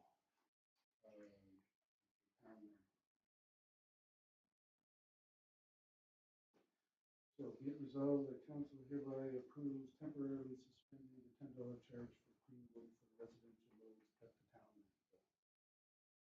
Does that sound good? Is that, does that, He was making it, so does that? Yeah, I agree. Yeah. do you agree with that motion? Okay, I will put, I have it on the corner of my yeah, I'll phone, I just did a long time ago. record it. You want me to record it on here? Well, that doesn't matter, there's fine. Where do you see the problem? Is that, okay, My opinion, yes. we'll have contractors come and saying this is our personal. But you personally know that it isn't. So Yeah, I'm hoping. contractors, If you're coming in, You got a You're business paying. license and a Yeah. contractor. you're not gonna tell me that that contractor's got 50 trees in his yard that he took down. I personally do, but I'm not gonna take all that. Well, now you can. But yeah, We shouldn't have an argument from them. commercial? Yes. No, there shouldn't be any argument. It's still $10. However, to- now you have to police that because there's no way. I just asked if by law could, once we get the address, if he could just stop in to check to see if it's actually the place they're bringing it from. He reclined. Okay, No. there has to be a certain amount of discretion. because, we don't want to. Gotta be some That was order. just kidding. Can't say where does exactly this would come from and blah, blah. There's just discretion of your people. Yeah, Just yeah. use your discretion. Oh, yeah. I mean, but I think we got the general idea, right? Yeah. Let's let residents, let them temporarily utilize the landfill. You guys want me to read through the resolution one more time? Everybody's got it? Right, yeah, we got it. All right, all those in favor? Carried. I can help you actually. Okay, we'll just, Do it a little neater, eh? yeah. I don't need this, but Yeah. the people We'll ask get me. to it. I'll transcribe it later. It's a little messy there. Back to our regularly scheduled program. That the regular meeting of council recess to a public hearing to hear submissions in support of or in opposition to zoning bylaw 1219/26 at 8:45 p.m. That's, They're fast. Okay, I think it's Jeff. now, before we go here, do we have Catterall and Wright available by audio? We do, yes. Okay. Good evening. Can you hear me? Yes, we can. Thank you for joining us. Perfect. And Hi, yeah, how are you? so I think everything's going well here. We're going to turn it over to Jeff to start us off. Or, oh no, I got it. You gotta do questions. Yeah, gotta go through the questions. All those in favor, let's go into the. That's carried. They are on. As presiding officer, I hereby declare the public hearing open. This public hearing is established under the authority of section 23 of the town of Nipawin, bylaw 1127/21, the procedures bylaw. The purpose of this public hearing is to hear submissions in support of or against bylaw 1219/26, a bylaw of the town of Nipawin to adopt a zoning bylaw.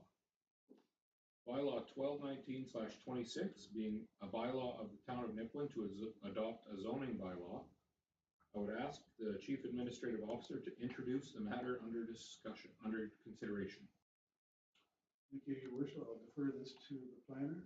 Jeff, please. Thank you. Yeah, so we have Catterall and Wright on the phone, which Derek, I'll let you add a few things once I'm done. The town of Nipawin undertook a new zoning bylaw.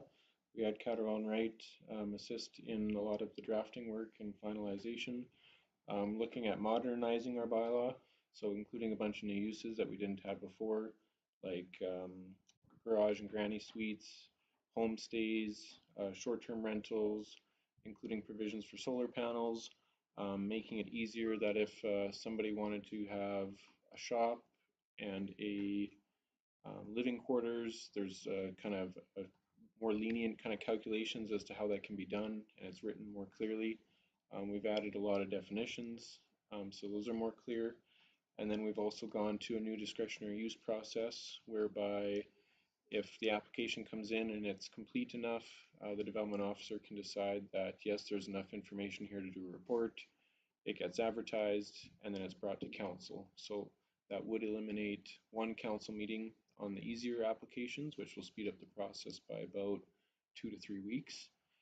If it is a more complex application, then council can table it and get more information.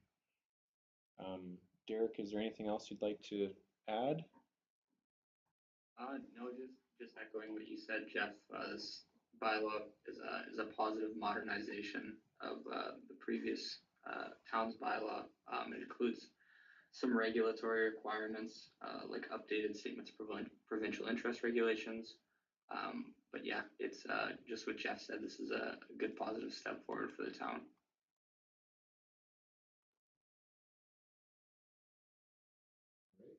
So council can request any further information from administration. Is there any other information we're looking for from council? I don't think so. Okay. I would ask if there's anyone who wishes to speak in favor of the matter. A second time, I will ask if there's anyone who wishes to speak in favor of this matter. A third and final time, I would ask if there's anyone who wishes to speak in favor of the matter. I would ask if there's anyone who wishes to speak against the matter. A second time I ask, is there anyone who wishes to speak against this matter? Third and final time, I will ask if there's anyone who wishes to speak against the matter. I now declare the public hearing closed at 8:49 p.m. I also wanted to let council know that we did not receive any written representations.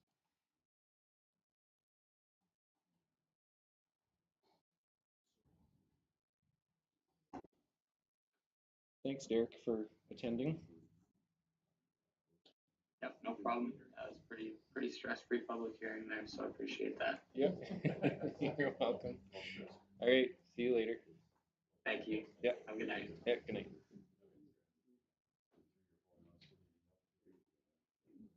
All right, that the public hearing be adjourned and the regular meeting of council resumed at 8:50. Is that you with your hand up, Councilor Blair? Sure. All those in favor?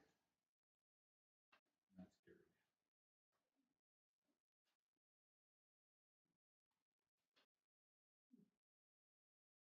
That bylaw number 1219/26, being a bylaw of the town of Nipawin to adopt a zoning bylaw, be read a second time. Councilor Vic. Everybody's had a chance to read 209 pages. You printed 209 pages. One blind around 60. And I got tabs. And so you've got some questions. Yes. Do you want me to start with all my tabs? Yeah. Okay, page 9, it talks about a data center, and that'll come up in the residential area, or that. But the main one I noticed on page 64.4, Page which, sorry? 60, 4.4, that standalone solar panels may not exceed height of 2.4 meters. So that's what, 6, 8, 10 feet. And then we also have 4.4, subsection 3, wind power generators not exceeding 10 meters. So that's telling me your backyards could have some big obstructions in. And I thought we had discussed about wind power before. Are we ready for that? Are we able to have solar panels that are gonna go like this in our backyards from the noise and everything? So that I found fault. And then the next page is 62. Again, number 3, in rear yards, wind power generator, not emitting more than 40 decibels at the property line with a 2-meter maximum diameter. Again, is that fair to all neighbors in all types of residential areas? And then page 65, talking shipping containers. I don't necessarily have a disagreement with shipping containers, but because I don't have a back alley, so therefore I don't have to worry about trees being cut down, but I have 4 neighbors. So I'm thinking I'm going to be surrounded by shipping containers or the potential of. Is that really what the town wants to look like? Or should there be some stipulations on that? Because from what it's reading, it could be almost in any residential area other than R1, I believe. So that, and then page 68, 4.8.12, homestays and short-term rentals. Says commercial business licenses must be obtained for both, which I agree with. I think that's a good one. It's one step closer maybe for rental property to have a commercial license. And then 69, we talk about short-term rentals are discretionary and can be in certain zones. And I did notice something else, that you would limit the number of, what was it, daycares or home cares, adult care per area. Is that something that should be considered here too? Because I'm wondering about what bylaw is going to be in place for these short-term rentals for fire pits where the fire pits are located, near trees or other structures, the noise regulations that go along with that. I'm not as concerned as the homestays because the people who are living there would regulate that. And fire protection and everything else inside the home. So I don't know if that's part of the zoning or is that something that's gonna come later? So I have questions there. And then page 72, 4.21, talk about outside storage and inoperative motor vehicles is not permitted. So is that a bylaw issue as well? When you see something up on blocks in front of the house or many vehicles in a backyard that are obviously not moving or running. And then 73, we're back to 4.24, solar panels, collectors, and wind generators again. And 4.24.4 specifically talks about in any district, wind power generators shall not exceed the height of 10 meters. So again, that's 20 feet. 30 feet, yeah, Actually, 3. 10 meters is 30, yeah. Yeah. So again, that's another indication of the wind meters. Page 82. This one I didn't quite understand, 5.3, off-street parking spaces that would other be required by $750. Do we charge people $750 for off-street parking now? No, that would be if somebody isn't going to provide off-street parking, they'd have the option to pay the town $750 per parking space instead of To use street town. parking. Yeah. Okay. And then on page 100, it's talking about landscaping. And a lot of the classes does refer back to the landscaping. And I see 4 and 7.14, subsection 4, subsection 5, and we talk about the height and the spread. Now that is only talking about commercial. Is that something that should also be in residential? Height and spread of the trees when planting, or? Well, it says all shrubs provided for planting shall be a minimum height or spread of 450 mm. Yeah, so that would apply, that's supposed to be applied to any tree that's getting planted as part of the landscaping. So it's just a minimum size of the tree being planted. And that's just commercial? That should be anyone that has landscaping requirements. So that would be new builds. If, like, a house doesn't have landscaping requirements in that sense, like they don't have to provide a landscape plan and stuff, so. Yeah, just commercial, yeah. Page 105. I think this is where I saw the pedestrian care facilities and residential care, where you can only have so many in a location. So that's just for information only. And then page 115, 8.23.1 talks about cannabis stores, says parks and playgrounds and public recreation uses. What is public recreation uses? Sorry, which? Public recreation uses under the cannabis store. That would be parks. You have parks and playgrounds. Okay, it'd be like the arena or the swimming pool.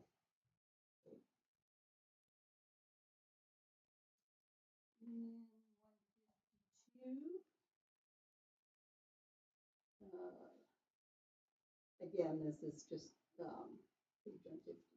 community service district. This is the community service, like Central Park, cemeteries. It talks about regulations. And then when I go to the appendix,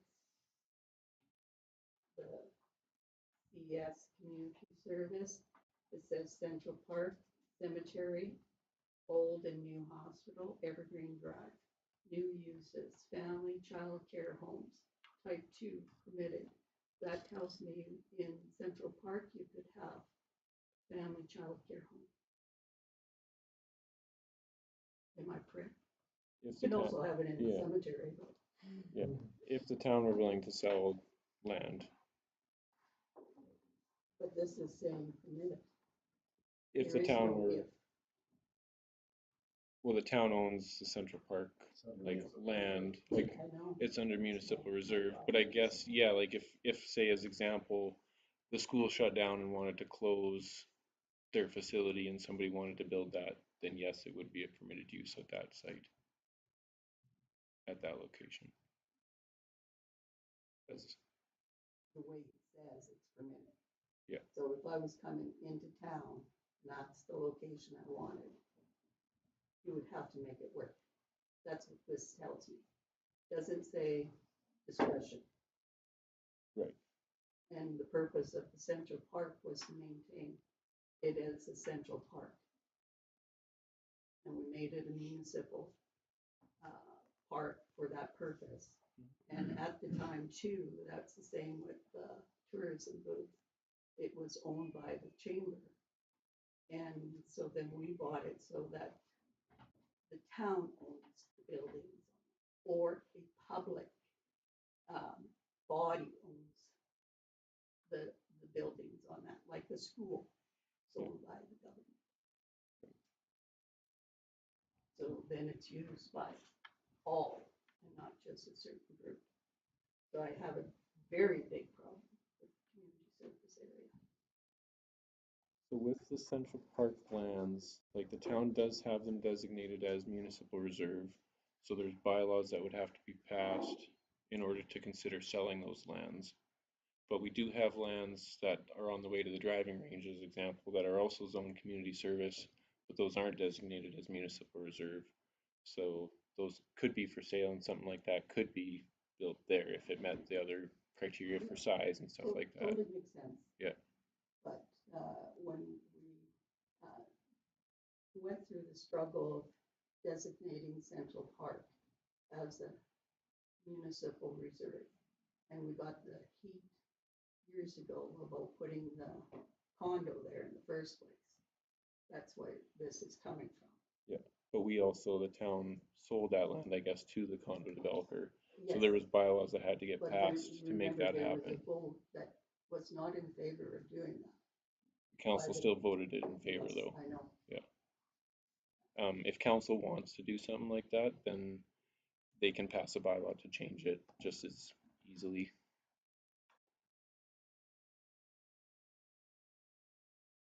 Still fully Let's disagree. just remove Central Park from the community service. I think is all Joyce is asking for, right? Well, then we, I mean, you could, but then we'd still have to assign community park, I guess, a different zone.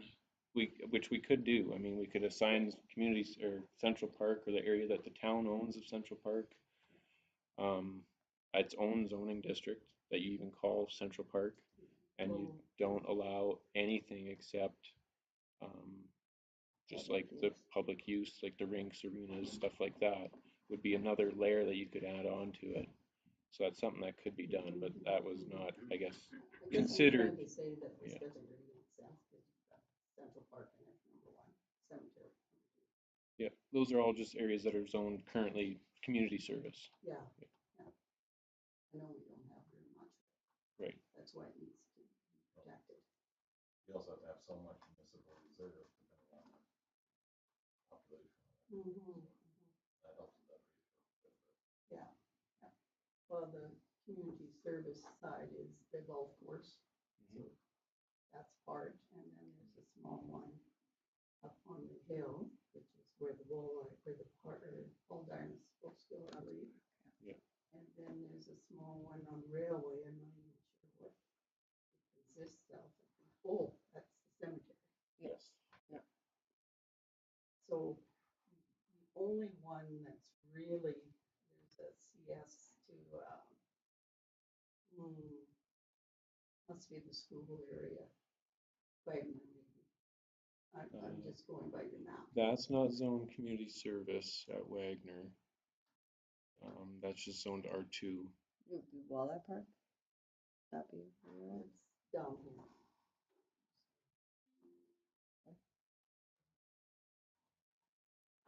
To the east side, southeast of the town. Oh, that's the hospital. That's the hospital, yeah, Oh, Barwick okay. Pond. So really, when you look at all this, the only thing you have is the fall park and Central Park.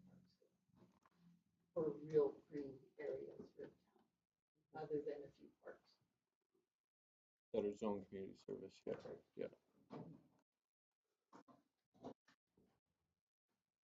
Anyways, that is what I read. The wind generator, I agree, that was supposed to be removed. So I do apologize for that because we did discuss that and that was supposed to be taken out. So that must have been missed.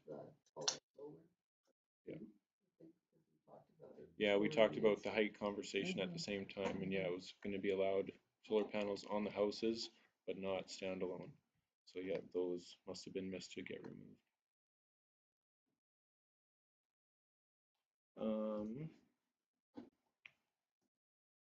The data center definition, do you want that removed, or are you just like, I see that you have it in the future area, and it says discretionary. Yeah. I think there has to be a lot of on that one. Yeah. Because there's other things that to consider other than just the noise. Oh yeah, there'd be a lot. Every 3 years, they change the equipment inside. Where's that gonna go? Who's gonna pay for that waste?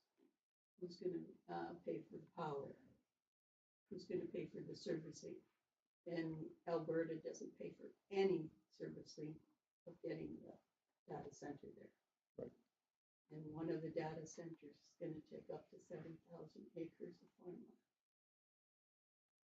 So that's a consideration too. Is it fair to our farmers to give up their productive land for data? Right. For water. And the water. The water's the other issue with all that too. Yeah. Our aquifers go down. So in the one that's going up by Edmonton, they have to supply their own water and their own power systems. They have backup generators in the event that it goes off. So that's the other reason why there's excess of land being used, plus for expansion. Anyways, I had time to read. Sorry, but I'm not sure we answered some of the ones that I really want questions answered. You did bring up the container issue. Yeah, right. I think You want further to discussion. put this back on the table. Right? Yes, I guess that's what I'm saying. I don't think we're there to make a third. And Jen, can you talk to her concerns with the containers, or is it just something that the containers, I personally kind of agree. I'm like, this is just me personally. I mean, there's lots of different viewpoints to have them, to not have them. I can speak in favor or against. It kind of comes down to council as individuals and as a group as to what you want to see in the community. Like Joyce said, if we're fine with having containers in backyards, you can take it to the extreme. You know, everybody could have a container, 50% could have a container. Like, I don't know, I don't think it would be quite that high, but it could. And for me, like, I'm of the opinion that the cost to build a shell of a garage isn't terribly expensive and looks a heck of a lot better than a container. Like, to build just a wood stick with no insulation and a roof, it's not terrible. It's still probably a bit more than a container, but it's not terrible and it looks nicer. But for the ease and the convenience, if we're in favor of promoting the shipping containers, then we can have them. We have the right to allow them or not. So it's really whatever council wants. I could just add something to this discussion. I think my other municipalities I've worked in, I think the ultimate question for the council to wrestle with is this something that's going to enhance the community?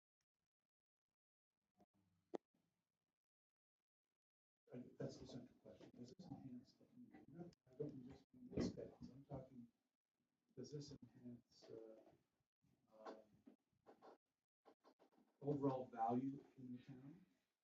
And, you know, the future development and growth of the town. If people are coming here to invest, to live, to relocate, does it enhance our town? Or does it just make it easy for people to have a cheaper version of something? You know, what does council want the community to look like in 10, 20, 30 years? And is it important when we're talking about promoting Nipawin? What is the look and feel of the community Well, in the future?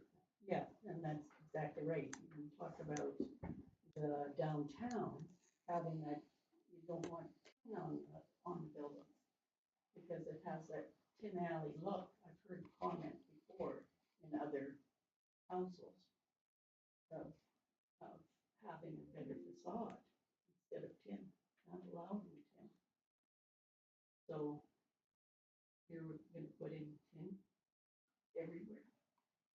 Potentially, I'm not saying it would happen, But it could proliferate. yeah. I think the attractiveness or the reason the containers became so popular is it's a quick solution to a problem that you might have. You're not gonna go and build a garage because it's gonna take you a month. You're coming to town and you need someplace to put your stuff. Well, just grab a sea can. It's a quick solution. And maybe we could limit the time that, yeah, Well, there is a short term for that. it's a, Yeah, this is the longer term. yeah. I think Yeah, that's what I'm concerned concerned. is the proliferation of long-term containers in residential neighborhoods. But they're becoming, because they're a quick solution to a problem. That what will be the solution in 5, 10 years when they're not painted anymore. Empty data center. People will be living on $1 million Well, question. there's that side of it too. How do you control? Yeah. Although Is they there a can, solution? but I don't know. I just feel that the zoning bylaw isn't complete. It's not ready. Is what I'm saying. What are other communities doing? Yeah, I think that's a good question. I was thinking the same question, which is when you go around other communities, the ones that I've worked in before don't allow them to proliferate as they, without discretion of council. So that's kind of the fail-safe is to say, do you want to have it as an approved development, or do you want to maintain flexibility because maybe there is special cases and discretion? Because right now, I think, Jeff, it's now it's not discretion anymore. Right, what is proposed is that it could be treated as a garage in terms of an application. There's a separate sheet, but you could have a long-term shipping container. There are standards that it's supposed to be well-maintained and stuff, but then you'd have to be getting after people to do that when eventually they will start rusting and stuff like that, so. So I think that's been one solution that I've seen before, which is council's just not ready to make that a permitted use. Because of the concern of the unknown. Yeah. The concern of the unknown. Yeah. Twin Lakes, they all said that as well. Leave it as discretion. Or they didn't feel that they would actually have plans in residential. And I know Kent River doesn't. I heard that already. I'm kind of leaning towards not having it on the residential. There's a shed for a reason. You just build a shed. You can buy a shed. So, bring it over in a forklift, put it down anywhere you want. And you're allowed 3. Yeah. Does that account for an attached garage? Or is the attached garage considered one? I know a detached garage counts as one. attached, I'm not sure. Yeah.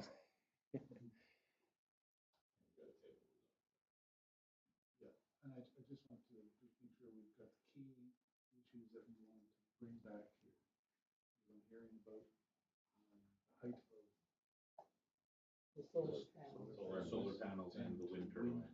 No wind turbines. No wind turbines, and then solar panels be capped, I think, at the same height of fences is what we had discussed, is six feet.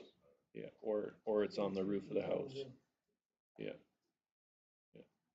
And then non-operable vehicles would be the one, what, I don't, I see a lot of them just driving down Maple Road, so, Non-operable ones. yeah. And then, community service. Those are the big ones I thought. And just for a little more clarification for me, I guess, I'm trying to figure out what is the issue with the community service?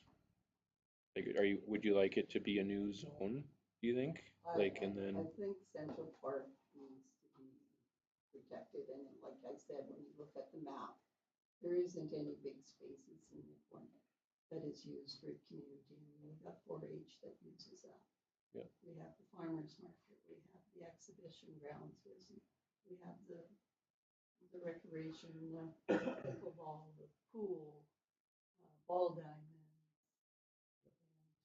To me, it should stay community-based. Not saying daycares aren't community-based, but whoever's building it is still expecting a profit, even if it's a nonprofit. Right. But it is already municipal reserve. So, there is protection. yeah. Yeah, but the way this reads, Just take it out of that. yeah. Central. Yeah, and the cemetery doesn't make sense to put in No. daycare. No. That page doesn't make sense. Okay, I guess it's going off of like also considering ownership of land, like the town owns the cemetery and we're not gonna sell it to anybody. Like we just and then same with what's, I guess, dedicated as municipal reserve right now in Central Park, like that's everything that's not privately owned right now is dedicated as municipal reserve. And the council would have to be willing and pass a bylaw in order to sell it, which I guess if the council was willing to do that, they could be willing to amend the zoning bylaw at the same time. But I mean, it could be another layer of protection, but it is protected in a way right now. Yes. Yes. Yes. 20 years from now, I'm long gone, right? A piece of Central Park, they're gonna have to go to the public to get it done. Yes. Yeah, Yes, so and that that's was the idea of doing that, yeah. so that when they voted, it mattered. Right. Yeah. but that's, so the community that's service is, separate. like that, it is protected. Like the permitted Yeah, use but has the way nothing the to do with it. pages, Yeah, and it totally doesn't fit. Like, it's not good.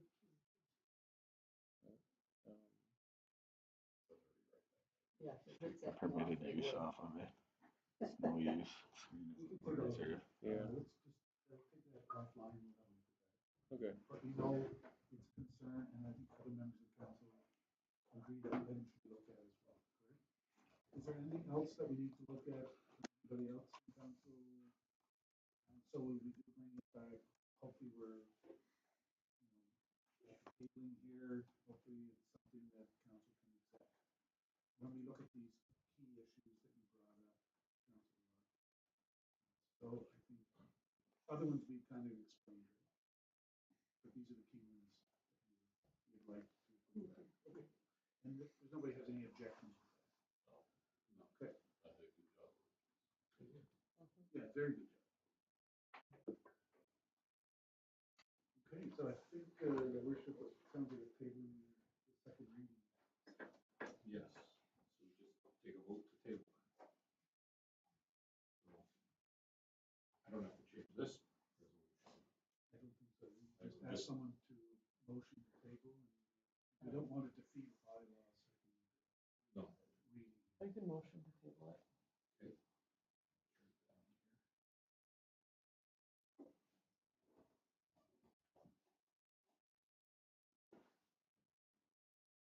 Okay, so we have a motion to table. All those in favor?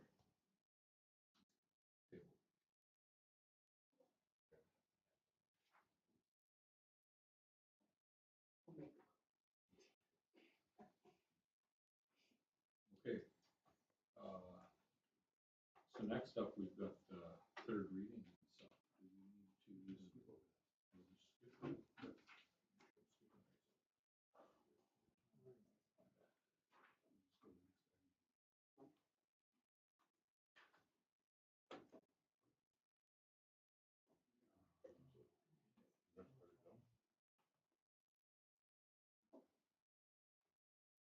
Okay.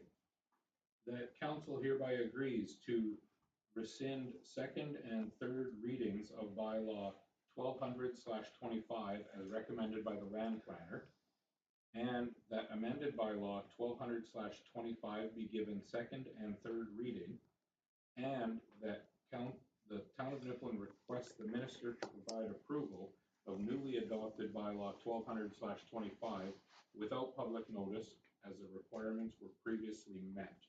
I need a mover and a seconder. Councillor Blair, second. Councillor Fast. And I'll turn this over to Jeff as well. Thank you. So this unfortunately will be third time this has come to council. It's getting to be a bit of a pain for myself. ISC is being very particular on what they want in the bylaw, more than I've ever seen before. Generally, we just put in the legal description and that's sufficient. They're wanting the bylaw to actually read municipal reserve ahead of the legal description, and that wasn't in there before. And so then it's in there now, so that will satisfy what ISC is looking for, to be able to register this to go from municipal reserve to a standard parcel that can be sold. Joyce? Just for memory purposes, this is the land that's behind McDonald's. Correct, yes. Okay. Yeah.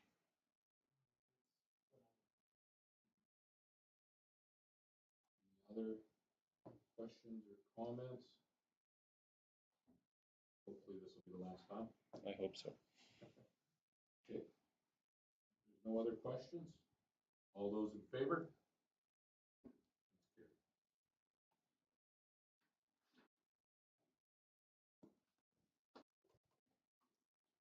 That bylaw number 1200/25 being a bylaw to redesignate a municipal reserve parcel be read a second time. Councillor Stewart. So there's the bylaw in front of you. So really the only two words was you added municipal reserve. Yes. Any questions or comments from council? All those in favor? Carried.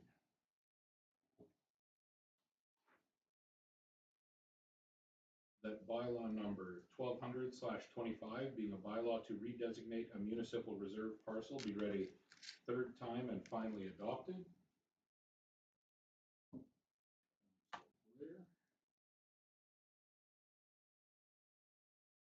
All those in favor? Carried unanimously.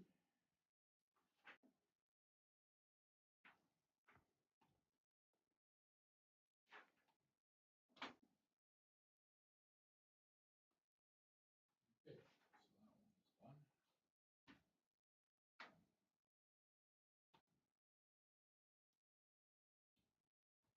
Then bylaw number 1220/26 being a bylaw to regulate the proceedings of a municipal council and committees of council be introduced and read a first time. Councillor Stewart. And this one, I think I'll turn over to you. Thank you very much, Your Worship. Yes, Council, so we're, because we have the change in the planning meeting, we have to adopt a new procedures bylaw. And before you is the new bylaw created a shell of the old bylaw. The red markings are the changes. Now I'm just going to mention that CAO or designate is throughout, because that was pointed out that I'm everywhere, but not necessarily doing everything. So that is just for flexibility. Now, I do want to point you to more substantive changes to the last procedures bylaw. Section 19, page 11, is we have recently been, since I've gotten here the last 4 months, have changed a little bit of the order of business at meetings. And I think we've kind of settled on this recently. But one item I want to put on the table for discussions in this order of business is item 16, public forum. Right now, it sits at the back end of the meeting, just before in camera. And just from my own experience, this is usually been at the beginning of the meeting. And I didn't want to think that I should put it up here and ask for your forgiveness or anything. So leaving where it is and just suggesting that you reconsider this. Because public forum really is inside the procedures bylaw. It talks what is public forum. It's 5 minutes on topic of the agenda. Well, if the agenda is already finished, it's a little hard for anybody to provide an opinion if the meeting is basically over. It would be different if it was any item, if it was any topic. But because it's restricted under this, into the old bylaw, and we're carried it forward to this bylaw, that it has to be pertaining to the agenda, it seems a little bit conflicting, if you like. So we either have to change how the rules around public forum, or maybe relook at where it is in the agenda. That's what I just wanted to highlight to council for discussion on this. Just because of the fact that whenever people want to speak to something, it's usually before it's approved. Generally speaking, they call you on the phone, they send you an email, they want to be a delegation, they have something to say about something council is opining on, that council is going to make a decision on, and public forum at the end just doesn't seem to work. Makes sense.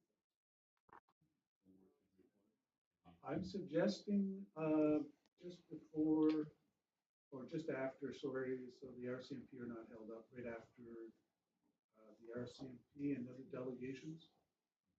So we just put it under that delegation. Just before business arising. On its own. And other one can go.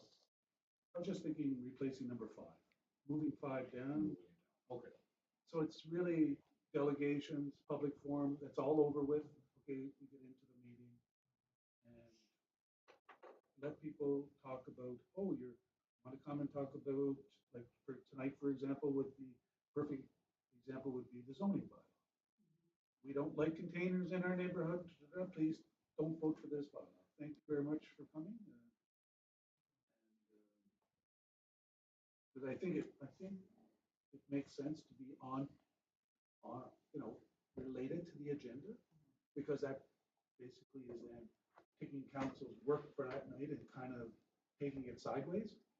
So I think it's staying on agenda is important. I think the time frame of 5 minutes or whatever the discretion of the presiding officer, that's fine. I just think people should have a chance to speak.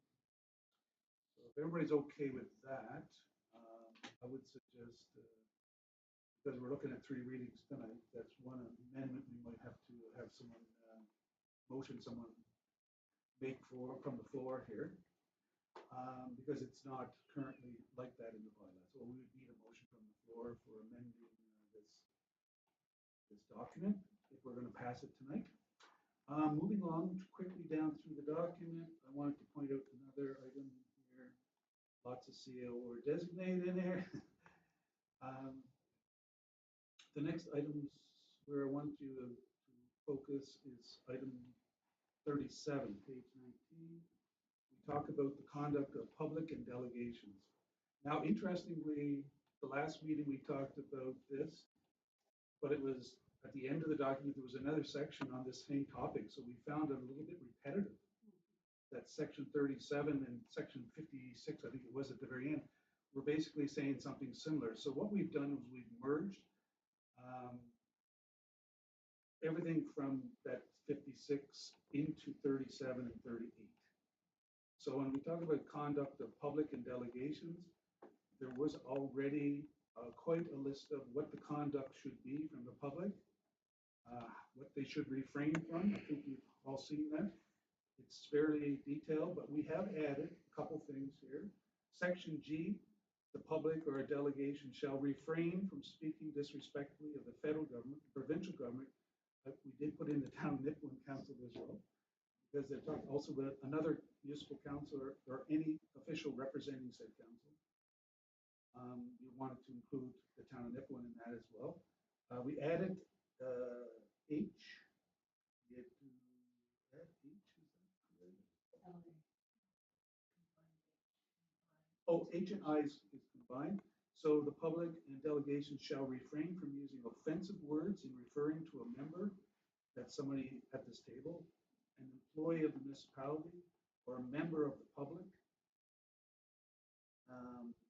That's H. And then I is the public and delegation shall refrain from discrediting and or harassing behavior. Added this as well.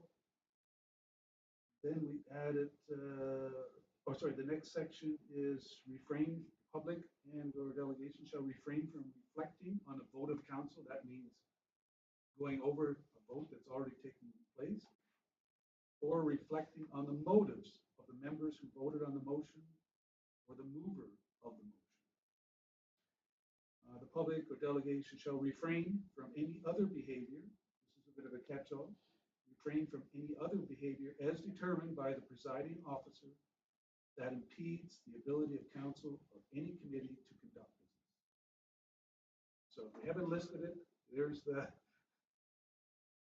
So that's what we did to sort of enhance and clarify the conduct of public and delegations amongst the other items that were in here, like refraining from video recordings and talking on their phones and all that stuff that's already in there.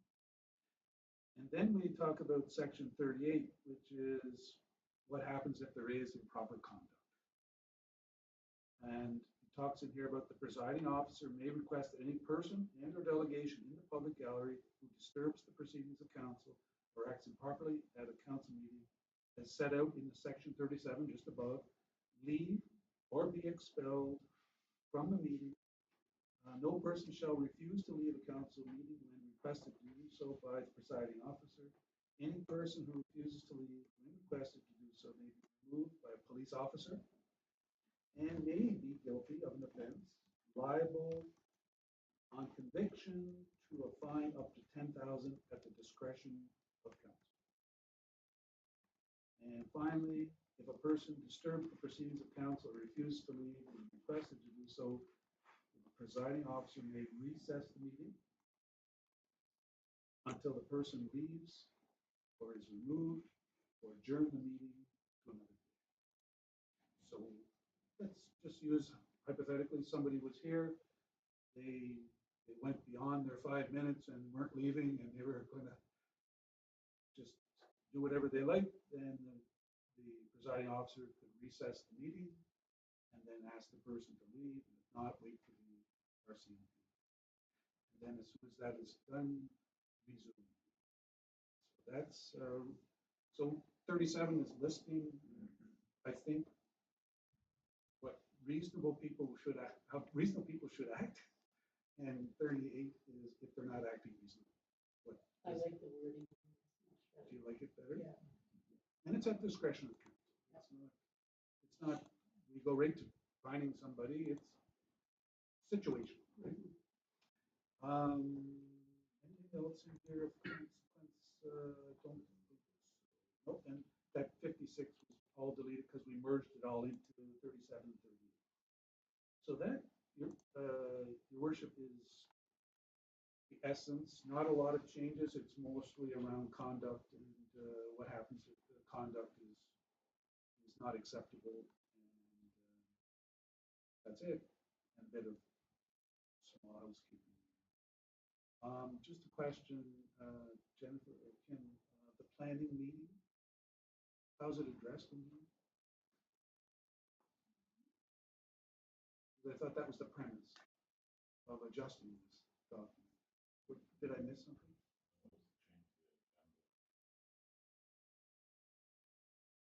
Originally, it was to change the agenda listing. It wasn't about planning. No, it was about the order of the agenda. Because I thought this bylaw had subcommittees in it. Yeah. Am I wrong? Am I Special meetings,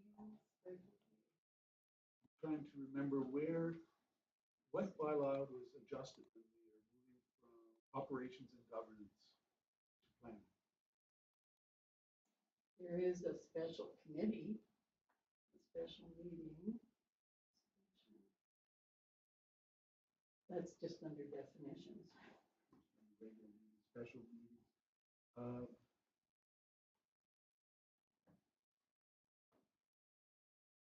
Just a question, like, I just think of the, Special and standing. it is a council meeting, I guess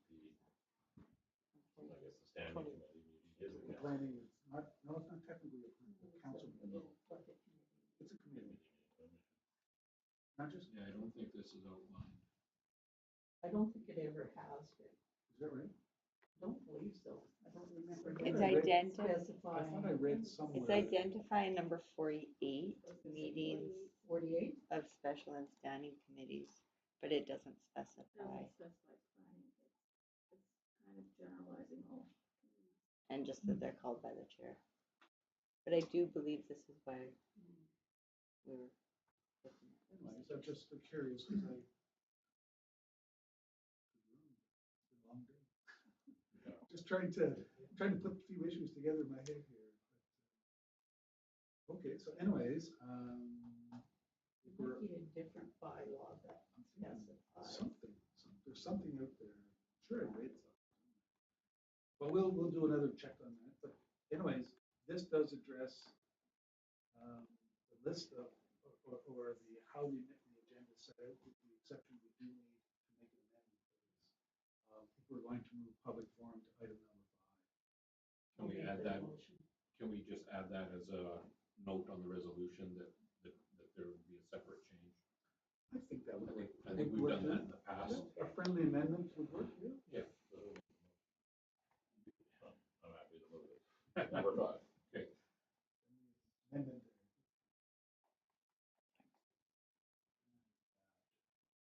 The rest of it seems.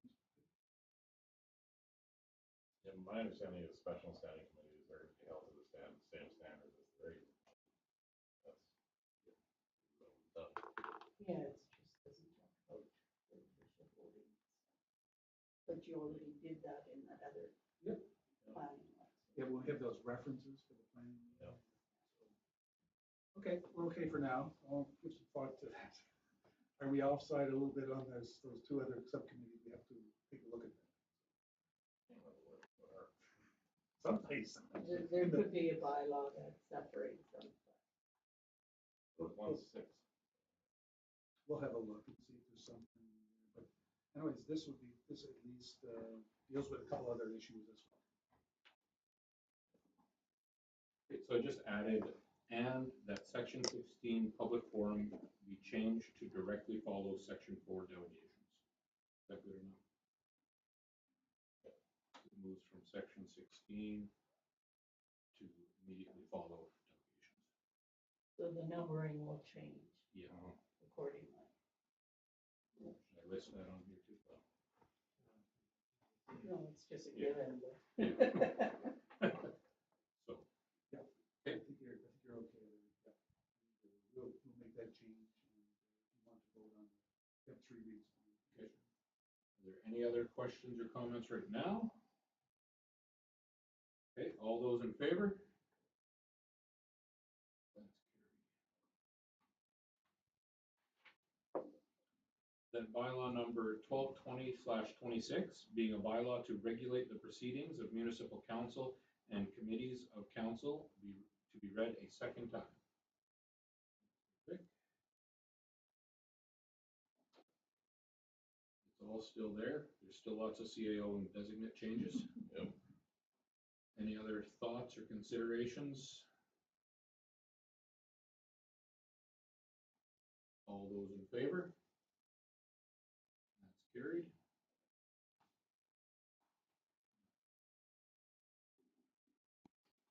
That bylaw number 1220/26 be given 3 readings at this meeting.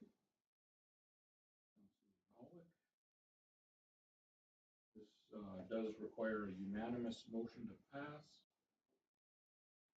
All those in favor? That is carried unanimously.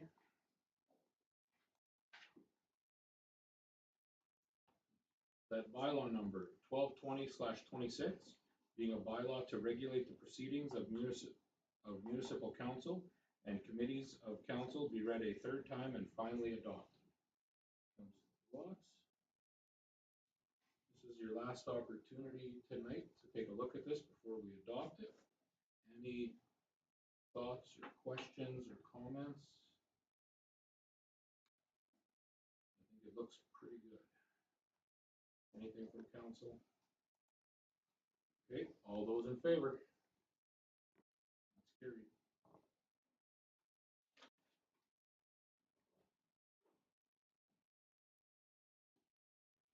All right, we're going to move on to the round table, and today we'll start with Stacy. Well, there hasn't been a parking meeting. Oh, I know they're struggling with the irrigation system.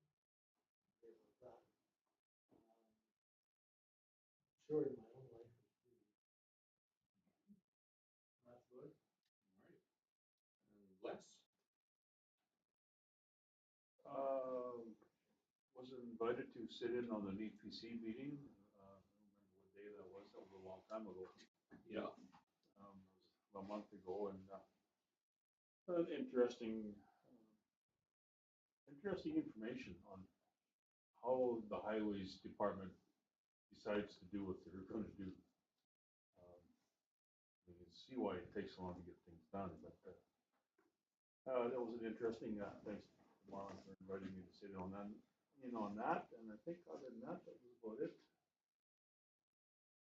We took a couple of days off, went to see the Berries play baseball, and went for a ride on the river on the Prairie Lily. And I bought a shirt. And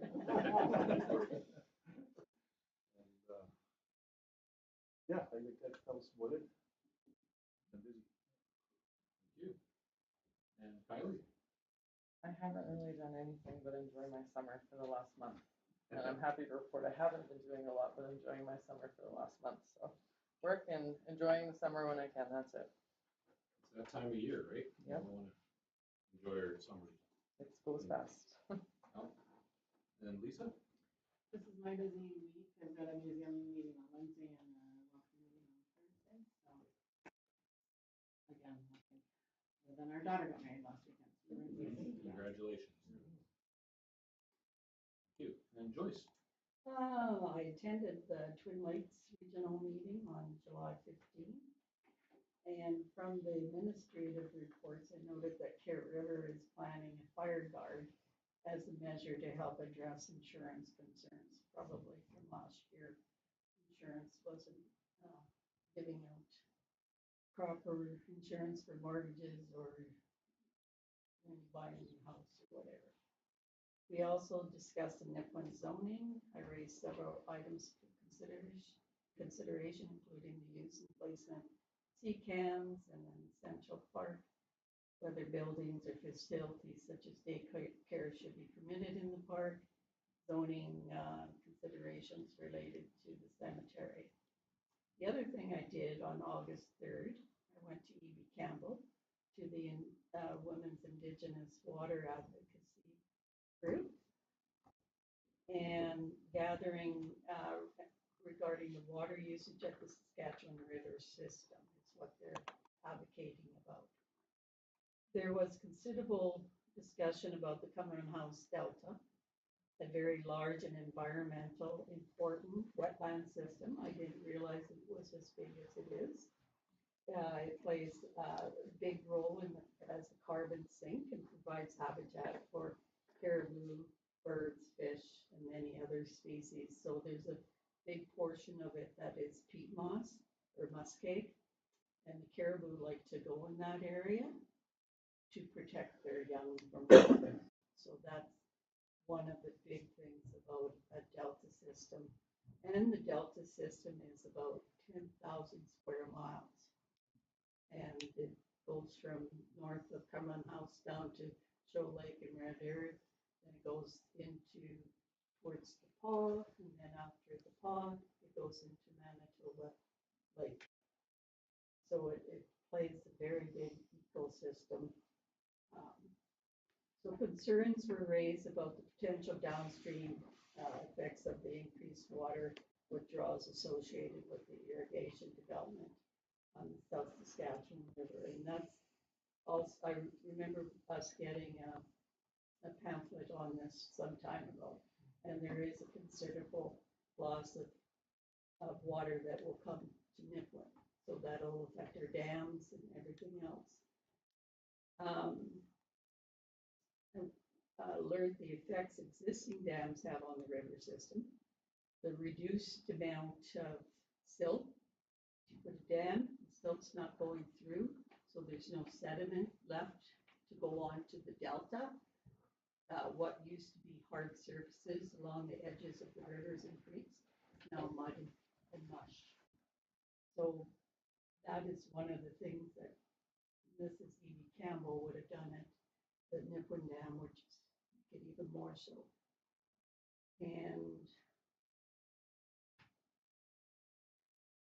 the gathering provided a great deal of valuable information, an excellent opportunity for networking and hearing Indigenous perspectives on water management and long-term health of the Saskatchewan River system. We had many stories of the animals that were there that aren't there anymore, and just going from a few feet of water or a few inches of water to 7 feet all of a sudden. So there, and we saw that this year more than anything because of the large amount of water is coming through. They have to hold back a lot, then all of a sudden we let some through, right? And they had a demonstration there of how that all works with the sand and silt, how it all settles. So I thought it was very well done. It was a small group, but they were going to PA and then Saskatoon and then Boundary Dam and then the legislature. So, yeah, that's what I did. Plus read. I read a lot. I read about this Delta Dam too.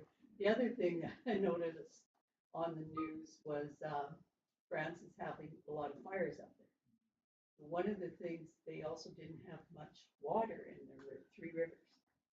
And because of that, they had to shut down 3 nuclear plants, and the other 5 or 8 were reduced to 50% because they have a rule, if the water's getting too hot, they have to shut down their plants. So they also had power issues along with the fires. Anyways, just a side note. Very interesting. Thank you, Joyce. Jeff? Just to play on that, in April 2025, when we asked a lot of those questions as a council, did you have this document? This has been on my brain for a while. Oh, that's the one I was kind of referring to. Referring to, okay, yeah, so just checking. Because they did get back to us after much griping, way back in April 2025. The Watershed Authority. Oh, okay. That's who wrote that. So I'm not saying it's right or wrong, but we did ask those questions a while back. Mm-hmm. I was hoping that you actually showed them that at least.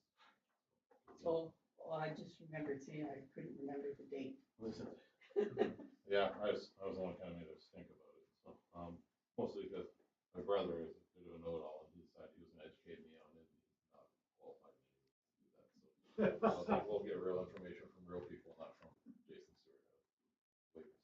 So, sorry, Jason, if you're listening. So, but anyways, no, I've been taking a lot of time off right now, which is good for my mental health. So work through that. But on the other side of things, I'm working on that Glen Day field pretty hard, and we're gonna do our first day on September 4th. We're gonna hopefully do a media day of that day. That's when the days have availability to be all here. So hopefully we can do a little bit of a soft launch that day, because we can get a good picture and then with the entire family. And there might hopefully be a big announcement sponsorship at that time. Working on, and I've been working with the person who makes the actual signs, right, for everybody into this area, and the one that the committee had chosen. So we're almost to a point where we have a proof draft. So it's, like I said, I'm putting some hours into that and getting that looking good. So when I have that proof, I'll be sharing it with council. Right now, it's just looking bad. So it's going to be it's moving forward.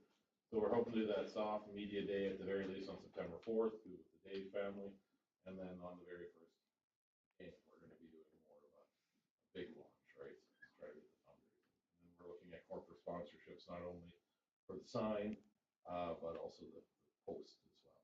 Right now there are 2-tier posts. We want to go to a 1-tier post and then have a mat, and then call an end zone. Whoever wants to pay for those posts might actually be able to say that's the so-and-so end zone. Things like that. And, you know, things like that, try to get some real good corporate sponsorship in behind it. It's going to be a real nice thing when it's all done. Need another project, but here we are. So that's, I've been putting some time and effort into that.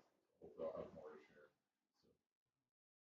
So then we'd like to have anybody from council wants to come to that meeting. Figuring out what to do. I might need some help on it. I know you would have those things. You were my person to contact. I just got through that this morning. You bet. Sounds like you got a little bit on your plate. So, perfect. Yeah. All right. Myself, July 14th was the NEAT PC meeting that I invited Les to. At that time, again, yeah, it was a month ago. Lots of areas were still struggling with deteriorated road conditions from the spring. I did advise the Ministry of Highways rep Alan Lindsay about some issues here in Nipawin regarding the old Nipawin Bridge. They've got those wooden barricades at the top to stop traffic, and as that road continues to erode, there are still vehicles driving down to the barricades right at the bridge beside the erosion. So hopefully at some point they'll work on that. July 15th, I had a Zoom meeting with the mayor of Thompson, her worship Colleen Smook. We talked about the importance of cross-border partnerships, the highway connection from northern Saskatchewan through to Thompson, as well as the rail connection. And then on July 16th, I met with the Reeve of the RM Torch River, and we discussed regional partnership with a focus on economic development. July 17th, I attended the Legion 100 celebration. And then July 22nd, I welcomed the Wounded Warriors to Nipawin. And as you all see sitting in front of you, they offered up some hats for council, and one for you as well, David. So that was on behalf of them. Following that, I also was invited to go and have supper up at the camp with them and everything, which was really nice a few days later. July 30th, I went with Chelsea and I welcomed the Communities in Bloom, and we're pretty excited about how things were going to play out there this year. I know Chelsea's really hoping for that 5th bloom, so we'll see.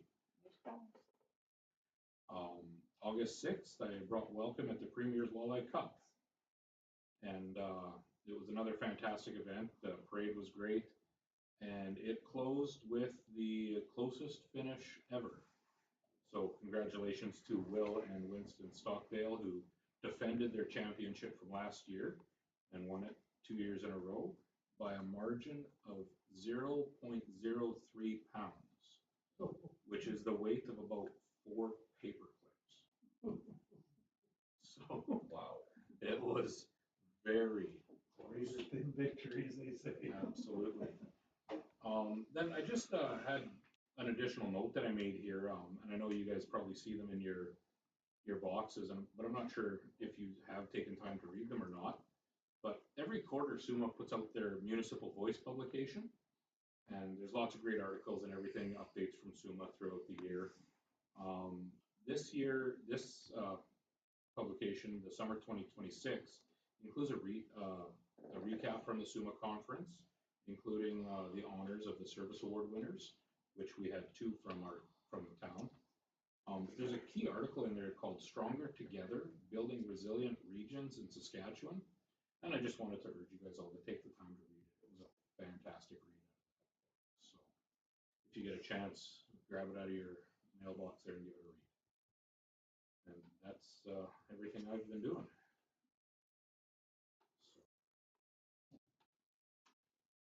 And public forum is empty, so we will move on. That the regular council meeting of August 10th, 2026 be closed with Mayor Zacharias in the chair pursuant to Section 122A of the Municipalities Act and citing exemptions contained in the Local Authority Freedom of Information and Protection of Privacy Act under Section 16, advice from officials at 9:56 p.m. Councilor Rowe.